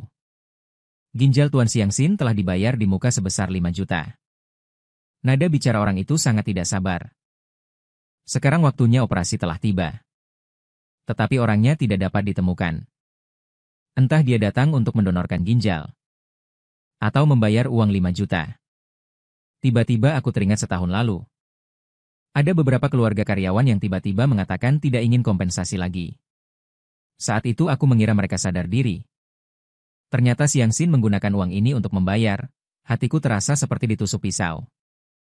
Dia selalu seperti ini. Memikul semuanya sendiri. Tidak pernah memberitahuku. Siang Sin. Dia sudah tidak ada. Aku dengan susah payah mengucapkan kata-kata ini. Tenggorokanku terasa seperti tersumbat. Uang akan aku usahakan untuk membayar. Tapi ginjal tidak bisa didonorkan. Pihak lain terdiam sejenak. Nada bicaranya sedikit melunak. Turut berduka cita. Tapi uangnya harus dikembalikan. Jika tidak, kami hanya bisa menempuh jalur hukum. Telepon ditutup. Aku terduduk lemas di bangku panjang rumah sakit. Hanya merasa dunia berputar. 25 juta bagi saya saat ini. Tidak diragukan lagi adalah angka astronomis. Kemana aku harus mencari uang sebanyak ini? Tepat ketika aku putus asa. Sebuah pikiran tiba-tiba terlintas di benakku. Aku berdiri dan berjalan menuju rumah sakit swasta tempatku sebelumnya. Menemukan asisten yang sebelumnya menyambutku. Aku menarik napas dalam-dalam. Adikku tidak bisa mendonorkan ginjal. Tapi aku bisa membantu, ragu sejenak. Mata Juji berbinar. Apakah kamu yakin tipe jaringannya cocok dengan bos kami juga? Saya tidak tahu. Tetapi saya bisa mencoba jika cocok. Saya mendonorkan ginjal saya. Bisakah Anda membatalkan denda pelanggaran kontrak? Asisten ragu-ragu sejenak. Saya perlu meminta petunjuk. Dia masuk tidak lama kemudian keluar. Berkata sambil tersenyum. Bisa. Besok pagi jam 10 datang ke rumah sakit untuk diperiksa. Jika cocok, kami tidak akan menuntut denda pelanggaran kontrak. Berjalan keluar dari rumah sakit. Warna langit sudah gelap. Aku berjalan tanpa tujuan di jalanan. Melihat ribuan lampu. Tetapi merasa tidak ada satupun yang menyala untukku. Hasil pemeriksaan hari berikutnya keluar. Tipe jaringanku cocok dengan bos itu. Operasi dijadwalkan 3 hari kemudian. Baiklah. Baiklah. Tukar dengan 1 ginjal untuk 25 juta. Adikku juga layak mendapatkan reputasi baik. Aku pergi ke kedai mie. Memesan semangkuk mie vegetarian. Ketika pemilik wanita membawanya, ada telur goreng di atasnya. Saya tidak memesan telur goreng. Saya bilang pemilik wanita memberikannya kepada Anda. Tersenyum dengan ramah. Melihat wajahmu tidak terlalu baik. Melihat mangkuk mie yang mengepul panas. Tiba-tiba mataku terasa panas. Air mata jatuh. Di dunia yang dingin ini, kau adalah secercah kehangatan. Sungguh membuatku sangat marah. Terima kasih. Aku berkata dengan suara pelan. Sama-sama. Ucap pemilik warung lalu pergi. Aku mengambil sumpit. Baru saja ingin makan mie. Sebuah suara familiar terdengar di belakangku. Kau benar-benar hebat. Hanya karena sebutir telur goreng kau begitu terharu. Aku menoleh dan melihat berdiri di sana mengenakan gaun yang indah. Tidak cocok dengan lingkungan sekitarnya. Dia menatapku dengan tatapan mengejek. Aku sudah menghabiskan banyak uang untukmu. Kau pergi begitu saja. Sekarang malah menangis karena sebutir telur goreng. Aku mengabaikannya. Menunduk dan terus makan mie. Perutku kosong. Tapi baru beberapa suap aku merasa mual. Mungkin karena memikirkan operasi beberapa hari lagi. Kenapa tidak bicara? Apa kau merasa bersalah? Duduk di depanku. Dengan nada sinis yang kental. Atau masih memikirkan cara meminta uang padaku. Aku meletakkan sumpit. Menatapnya. Aku tidak butuh uangmu. Tidak butuh, dia seolah mendengar lelucon. Lalu bagaimana kau akan membayar 25 juta itu? Menjual ginjal? Aku terkejut. Bagaimana dia tahu kau menyelidikiku? Menyelidikimu butuh usaha apa? Dia mengangkat alis. Lingkaran ini sangat besar. Urusanmu sudah lama tersebar. Dia berhenti sejenak. Nada bicaranya tiba-tiba menjadi serius. Uang itu? Aku akan membantumu membayar. Jangan melakukan hal bodoh. Aku tertegun. Beberapa tidak percaya pada diri sendiri. Telingamu dia akan begitu baik. Apa yang kamu inginkan? Aku menatapnya dengan waspada, sangat sederhana. Dia menatapku dengan kilatan perhitungan di matanya. Bantu aku menghadapi liuran. Biarkan dia kehilangan segalanya. Aku tahu dia tidak sebaik itu. Aku berdiri. Aku tidak bisa membantumu. Kau cari orang lain saja. Long Aotian. Kau tidak punya pilihan. Dia juga berdiri dan menghentikanku. Atau bantu aku. Atau jual ginjal. Kemudian mati di meja operasi. Kau pilih yang mana? Kata-katanya seperti seember air dingin yang memadamkanku. Harapan terakhir di hati. Aku menatapnya dan tiba-tiba merasa sangat lucu. Kau pikir aku akan takut? Mati? Mungkin malah menjadi semacam kebebasan. Matanya menjadi tajam. Kau tidak ingin tahu kabar Siang Sin? Hatiku menegang. Kau tahu kabarnya? Aku tidak yakin. Dia menatapku dengan nada menggoda. Tetapi Jiang Xiaoyu tidak pernah menemukan mayatnya. Mungkin dia masih hidup. Jika kau mati, tidak akan pernah ditemukan. Dia. Siang Sin masih hidup. Gagasan ini seperti benih. Berakar di hatiku. Baiklah. Bagaimana jika dia masih hidup? Aku tidak bisa menyerah begitu saja. Baik. Aku bantu aku. Aku menatapnya kata demi kata. Tapi aku punya satu syarat. Temukan kabar Siang Sin. Harus segera berhenti. Tidak masalah. Dia tersenyum. Seperti kucing pencuri hati. Ikut aku. Aku akan membawamu ke suatu tempat. Dia membawaku kembali ke Villa Liu. Sudah banyak orang sibuk di dalam. Seperti sedang mempersiapkan sesuatu. Ini adalah penata gaya dan penata rias. Mereka akan menatamu. Liu Ruyan berkata. Malam ini ada kesempatan penting untuk Liu Ran dan Jiang Wang. Ini adalah kesempatan bagus untuk mendekati mereka. Aku melihat diriku di cermin. Mengenakan setelan mahal. Rambutku juga ditata rapi, sangat berbeda dari biasanya. Tapi aku tahu. Di balik penampilan yang glamor ini, tersembunyi hati yang penuh luka. Ingat, tugasmu adalah membuat marah Jiang Wang. Membuatnya malu di depan umum. Liu Ruyan berbisik di telingaku. Sisanya akan aku urus. Aku mengangguk. Mengikutinya keluar dari villa. Menaiki mobil mewah. Mobil melaju di malam hari. Aku melihat pemandangan yang berlalu di luar jendela. Hatiku kosong. Aku tidak tahu apakah yang kulakukan ini benar. Juga tidak tahu apa yang akan terjadi di masa depan.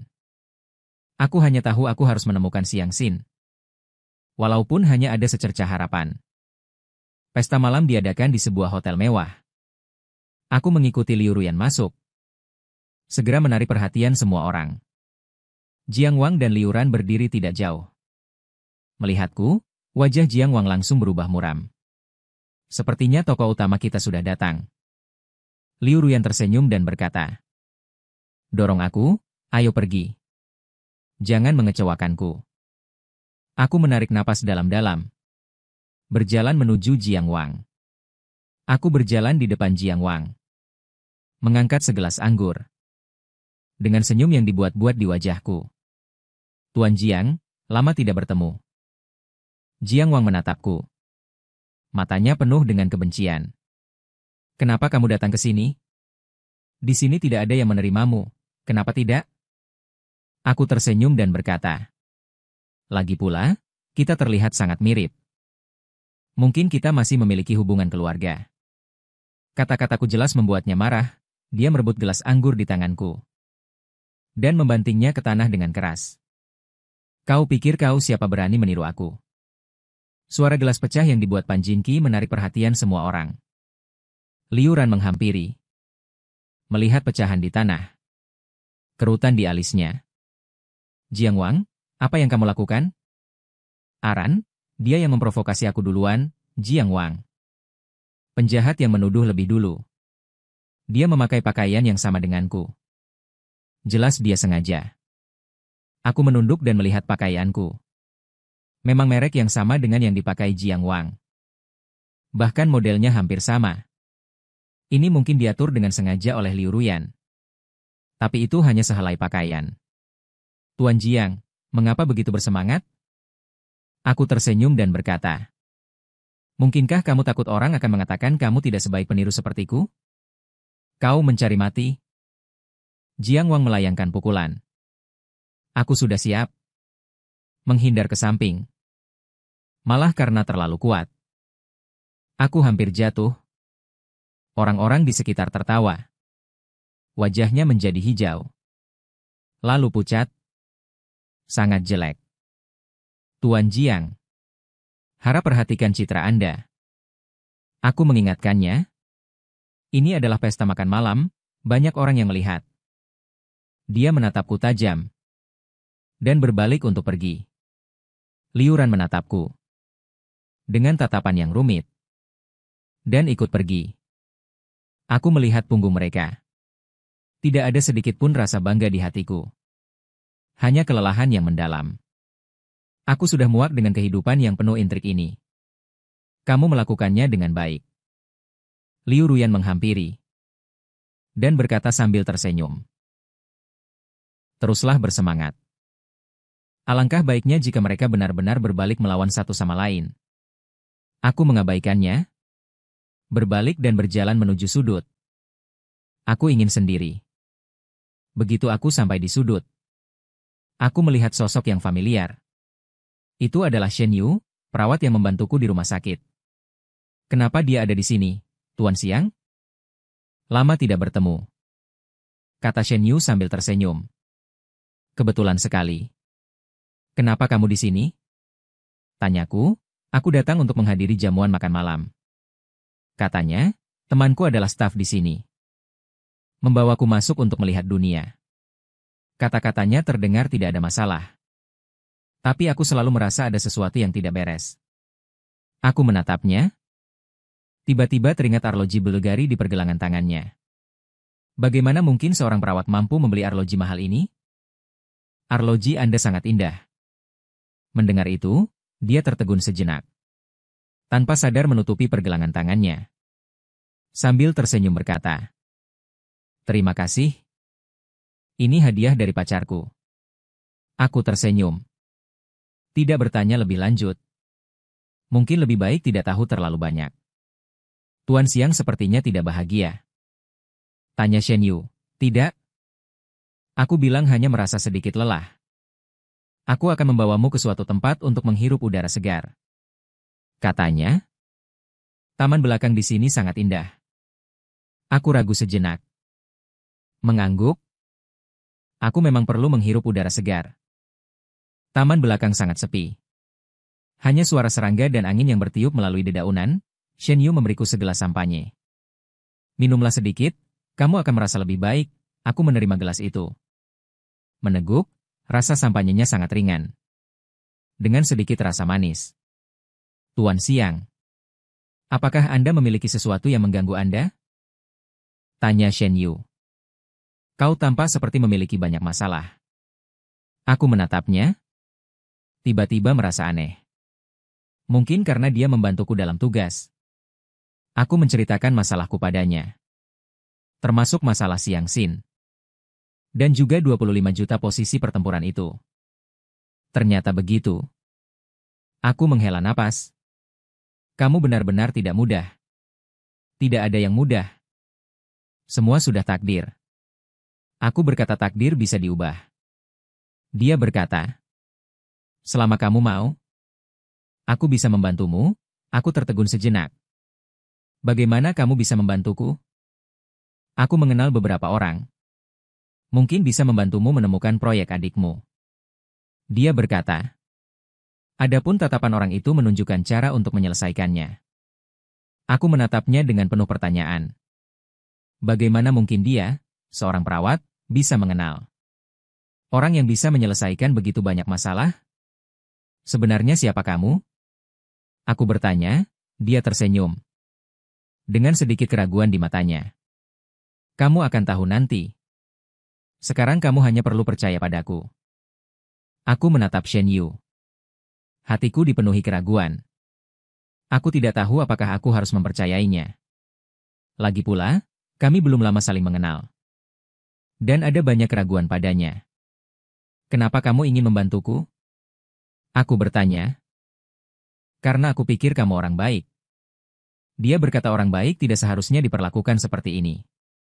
Kata-katanya terdengar sangat normal. Tapi aku tidak berani mudah percaya padaku. Tersenyum. Terima kasih atas niat baikmu. Tapi aku akan menjelaskannya sendiri. Aku akan menyelesaikannya sendiri. Bagaimana kamu akan menyelesaikannya? Dia menatapku, apakah kamu akan menjual ginjalmu? Atau terus dimanfaatkan oleh Liu Ruyan? Kata-katanya menusuk titik sakitku. Aku benar-benar tidak tahu harus berbuat apa. Aku bisa membantumu pergi dari sini ke tempat di mana tidak ada yang mengenalmu. Mulai dari awal. Shen Yu berkata. Selama kamu bersedia, kata mulai dari awal memiliki daya pikat yang besar bagiku. Aku benar-benar ingin meninggalkan tempat yang penuh dengan rasa sakit dan perhitungan ini. Untuk menjalani kehidupan yang tenang. Apa sebenarnya yang kamu inginkan? Aku bertanya aku tidak menginginkan apapun.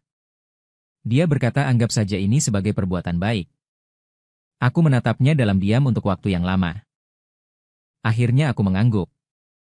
Baiklah, aku percaya padamu. Mungkin ini jebakan. Tapi aku tidak punya jalan untuk mundur. Daripada dipermainkan di sini. Lebih baik berjudi. Kalau begitu, ayo pergi sekarang. Shen Yu berkata. Kalau tidak, akan terlambat. Aku mengikutinya diam-diam meninggalkan hotel. Naik mobil yang sudah menunggu di depan pintu. Mobil melaju di tengah malam. Aku melihat hotel yang semakin jauh di luar jendela. Hatiku campur aduk. Kita akan pergi kemana? Aku bertanya pergi ke tempat yang aman. Shen Yu berkata. Setelah badai berlalu, aku akan membawamu pergi dari sini.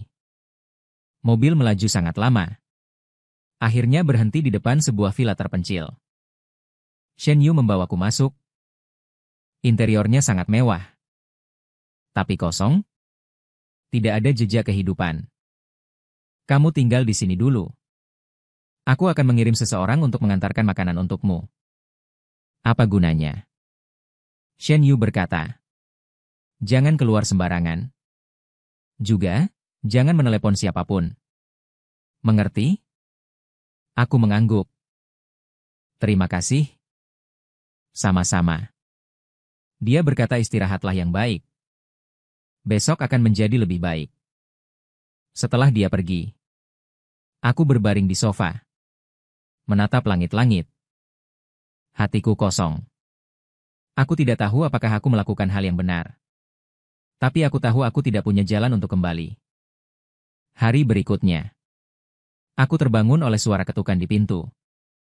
Aku pikir itu adalah Shen Yu yang mengirim seseorang untuk mengirim barang. Membuka pintu. Tapi aku melihat Liu Ruyan. Dia menatapku. Matanya dipenuhi amarah. Long Aotian. Beraninya kau melarikan diri? Aku tertegun sejenak. Bagaimana dia bisa menemukan tempat ini? Kau pikir aku perlu berusaha keras untuk melacakmu? Dia masuk dan melihat sekeliling.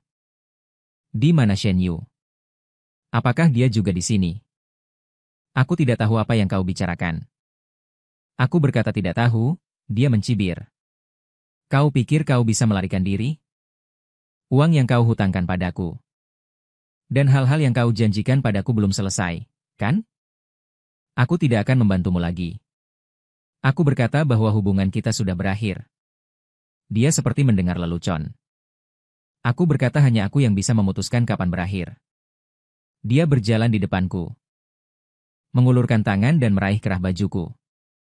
Kau harus kembali bersamaku. Terus bantu aku melawan Liu. Atau kembalikan 25 juta itu padaku. Kalau tidak, aku tidak akan melepaskanmu. Aku menatapku, aku sudah bangun oleh suara. Kau pikir kau masih akan takut padamu? Kau tidak takut? Dia mengangkat alisnya. Lalu bagaimana dengan adikmu? Kau tidak ingin menemukannya? Menyebutkan Siang Xin. Hatiku sakit lagi. Aku menatapnya.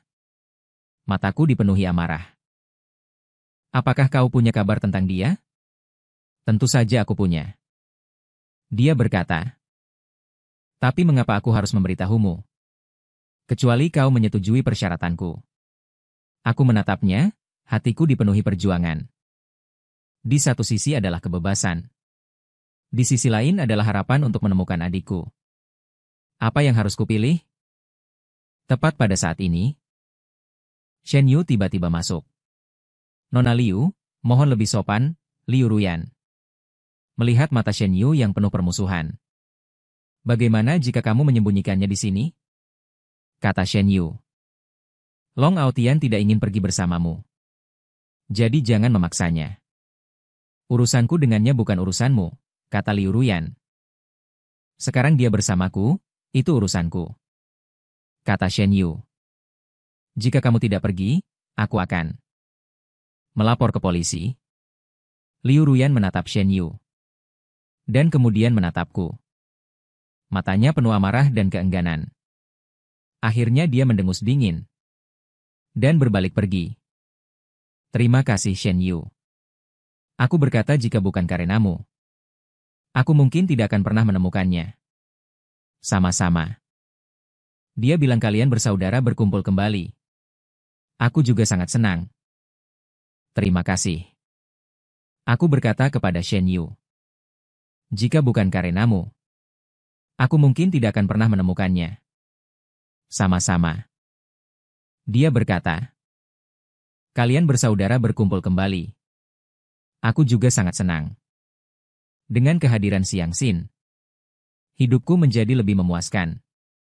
Kami berjalan-jalan bersama. Membaca buku bersama. Bersama-sama membayangkan masa depan. Kupikir, hari-hari tenang seperti ini akan terus berlanjut. Sampai suatu hari, ketika aku berjalan-jalan di tepi sungai, aku melihat sosok yang familiar. Orang itu duduk membelakangiku di bangku di tepi sungai. Sosoknya sangat mirip Siang Xin, jantungku berdebar kencang. Berjalan cepat. Siang Xin. Aku mencoba memanggil. Orang itu menoleh. Melihatku terkejut. Benar-benar Siang Xin. Kakak. Dia memanggil. Air mata langsung mengalir. Aku bergegas memeluknya erat. Air mata juga tak bisa berhenti mengalir. Kamu masih hidup. Syukurlah. Kamu masih hidup. Kami berdua bersaudara berpelukan dan menangis. Lama sekali sampai emosi kami mereda. Baru aku bertanya padanya. Kenapa kamu melompat ke sungai hari itu? Tahukah kamu betapa khawatirnya aku? Aku tidak sengaja. Kata Siang Xin. Hari itu aku lari dari rumah sakit. Pikiranku kacau, Aku berjalan ke jembatan dan tanpa sengaja jatuh. Untungnya aku diselamatkan oleh seorang nelayan yang lewat. Kalau tidak, aku benar-benar sudah mati. Lalu kenapa kamu tidak menghubungiku? Tanyaku. Aku takut dia menundukkan kepalanya. Aku takut kamu masih khawatir tentang uang. Dia memberimu masalah. Aku menatapnya, hatiku sakit. Dia selalu sangat pengertian. Selalu memikirkan aku dalam segala hal. Bodoh, kita bersaudara. Bagaimana mungkin aku merasa kamu merepotkan? Aku bilang jangan pernah melakukan ini lagi. Apapun yang terjadi, kita hadapi bersama. Dia mengangguk dan tersenyum. Aku membawa Siang Xin kembali ke tempat tinggal. Shen Yu sangat senang melihat Siang Xin. Syukurlah. Akhirnya menemukannya. Shen Yu dengan cepat mengatur segalanya. Kami meninggalkan villa itu dalam semalam. Naik kereta menuju kota lain. Kereta sangat sunyi. Hanya suara roda yang berputar. Aku menatap langit malam yang gelap di luar jendela. Hatiku damai. Kita akan pergi kemana? Aku bertanya pada Shen Yu. Pergi ke kota kecil di selatan. Dia bilang pemandangannya sangat indah di sana. Juga sangat tenang. Cocok untukmu memulihkan luka fisik dan batinmu. Aku tertegun sejenak. Baru ingat bahwa aku masih memiliki luka di tubuhku dan luka di hatiku. Kereta berjalan selama sehari semalam. Akhirnya tiba di tujuan. Itu adalah kota kecil yang sangat indah. Ada gunung dan air. Udara sangat segar. Shen Yu membawaku ke sebuah rumah yang sudah lama disewanya. Tepat di tepi sungai. Pemandangannya sangat bagus. Mulai sekarang kita akan tinggal di sini. Shen Yu berkata. Kamu bisa istirahat dengan baik. Tidak perlu memikirkan apapun. Hari-hari berikutnya, hidupku sangat tenang. Setiap pagi ketika bangun, aku akan pergi berjalan-jalan di tepi sungai. Menghirup udara segar. Siang harinya aku akan membaca buku di rumah. Atau mengobrol dengan Shen Yu. Dia menceritakan banyak hal tentang dirinya. Ternyata dia adalah putri dari keluarga kaya. Karena bertengkar dengan keluarganya. Keluar untuk menenangkan diri. Aku juga menceritakan hal-hal tentang diriku. Termasuk keluargaku. Masa laluku. Dan juga kebingunganku tentang masa depan. Dia selalu mendengarkan dengan sangat serius. Sesekali dia memberiku beberapa saran. Dengan ditemani olehnya. Aku perlahan keluar dari bayang-bayang masa lalu. Dan wajahku juga mulai tersenyum. Aku bahkan mulai merasa. Mungkin aku benar-benar bisa memulai kembali. Shen Yu menerima sebuah pesan singkat. Setelah dia membaca pesan itu, wajahnya berubah muram. Kita mungkin harus meninggalkan tempat ini. Ada apa? Aku bertanya, Liu Ruyan dan Liuran tahu kita ada di sini. Mereka sudah mengirim orang ke sini. Shen Yu berkata. Hatiku tenggelam. Apa yang harus datang akhirnya datang juga. Kalau begitu kita pergi sekarang. Aku berkata sudah terlambat. Shen Yu berkata. Mereka sudah sampai di depan pintu. Belum selesai dia berbicara, terdengar suara ketukan pintu. Aku menarik napas dalam-dalam dan berjalan ke pintu. Membuka pintu, Liu Ruyan dan Liuran berdiri di depan pintu. Dan beberapa pengawal. Long Aotian. Kau ternyata ada di sini. Liu Ruyan menatapku. Matanya dipenuhi amarah. Beraninya kau membohongiku? Aku tidak membohongimu, kataku. Aku hanya ingin menjalani kehidupan yang tenang. Kehidupan yang tenang. Dia mencibir. Apa kau pikir kau bisa melarikan diri? Liuran menatap Siang Xin dengan tatapan yang rumit. Masih hidup. Bagus. Bibi. Jangan buang-buang kata dengan mereka. Bawa mereka kembali, kata Liu Ruyan. Kalian tidak boleh membawanya pergi. Shen Yu berdiri di depan kami. Dia sudah muak dengan omelan kalian. Dia hanya ingin menjalani kehidupan yang tenang. Ini bukan urusan kalian. Pergi, kata Liu Ruyan. Aku tidak akan membiarkan kalian membawa mereka pergi. Kamu berhenti di situ. Liu Ruyan berteriak. Kami berlari ke tepi sungai dan tidak ada jalan lagi. Liu Ruyan dan Liu Ran juga mengejar kami. Mengepung kami di tengah. Sekarang lihat kemana kalian akan lari? Kata Liu Ruyan. Aku melihat mereka dan hatiku dipenuhi keputusasaan. Mungkinkah aku benar-benar tidak bisa melarikan diri? Liu Ruyan Liu. Apa yang akan kalian lakukan? Aku bertanya, aku sudah muak dengan kalian. Apalagi yang ingin kalian dapatkan dariku? Aku hanya ingin kamu kembali bersamaku. Kata Liu Liuyan. Aku tidak akan kembali bersamamu. Katakan sudah muak dengan permainan kalian. Ini bukan permainan. Kata Ruyan. Aku benar-benar menyukaimu. Aku tertegun. Tidak percaya dengan apa yang kudengar. Dia menyukaiku. Lalu mengapa dia melakukan itu sebelumnya? Jangan berbohong padaku. Aku berkata jika kamu menyukaiku. Tidak akan seperti itu. Tidak akan mengancamku dengan Xiangxin. Mata Liu Ruyan dipenuhi dengan kesakitan. Aku hanya tidak tahu bagaimana memperlakukanmu dengan baik. Aku takut kamu meninggalkanku. Jadi aku menggunakan cara-cara itu. Aku tahu aku salah. Bisakah kamu memberiku satu kesempatan lagi? Aku melihatnya dan hatiku campur aduk. Aku akui aku pernah menyukainya. Tapi hal-hal yang dia lakukan seperti bekas luka.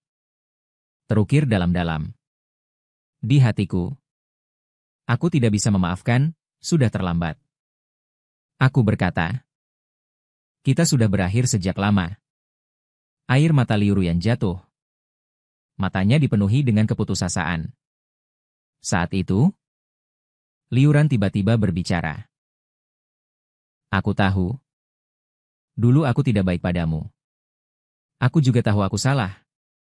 Tapi aku harap kamu bahagia. Jika kamu benar-benar ingin tinggal di sini, aku tidak akan memaksamu lagi. Aku menatapnya dengan sedikit terkejut. Dia benar-benar mengatakan itu. Bibi? Ada apa denganmu? Liu Ruyan tidak percaya menatap Liu Ran. Kita sudah terlalu banyak menyakitinya. Kata Liu Ran. Biarkan dia menjalani hidup yang dia inginkan. Liu Ruyan menatap Liu Ran dan kemudian menatapku. Pada akhirnya dia mengalah. Dia menyeka air matanya dan menatapku. Baiklah. Aku menghormati pilihanmu. Tetapi jika kamu ingin kembali di kemudian hari, kamu bisa datang mencariku kapan saja. Aku menatap mereka. Hatiku dipenuhi rasa terima kasih.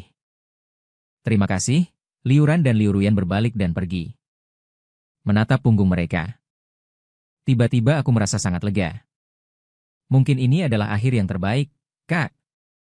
Akhirnya kita bebas. Kata Xiangxin. Aku mengangguk.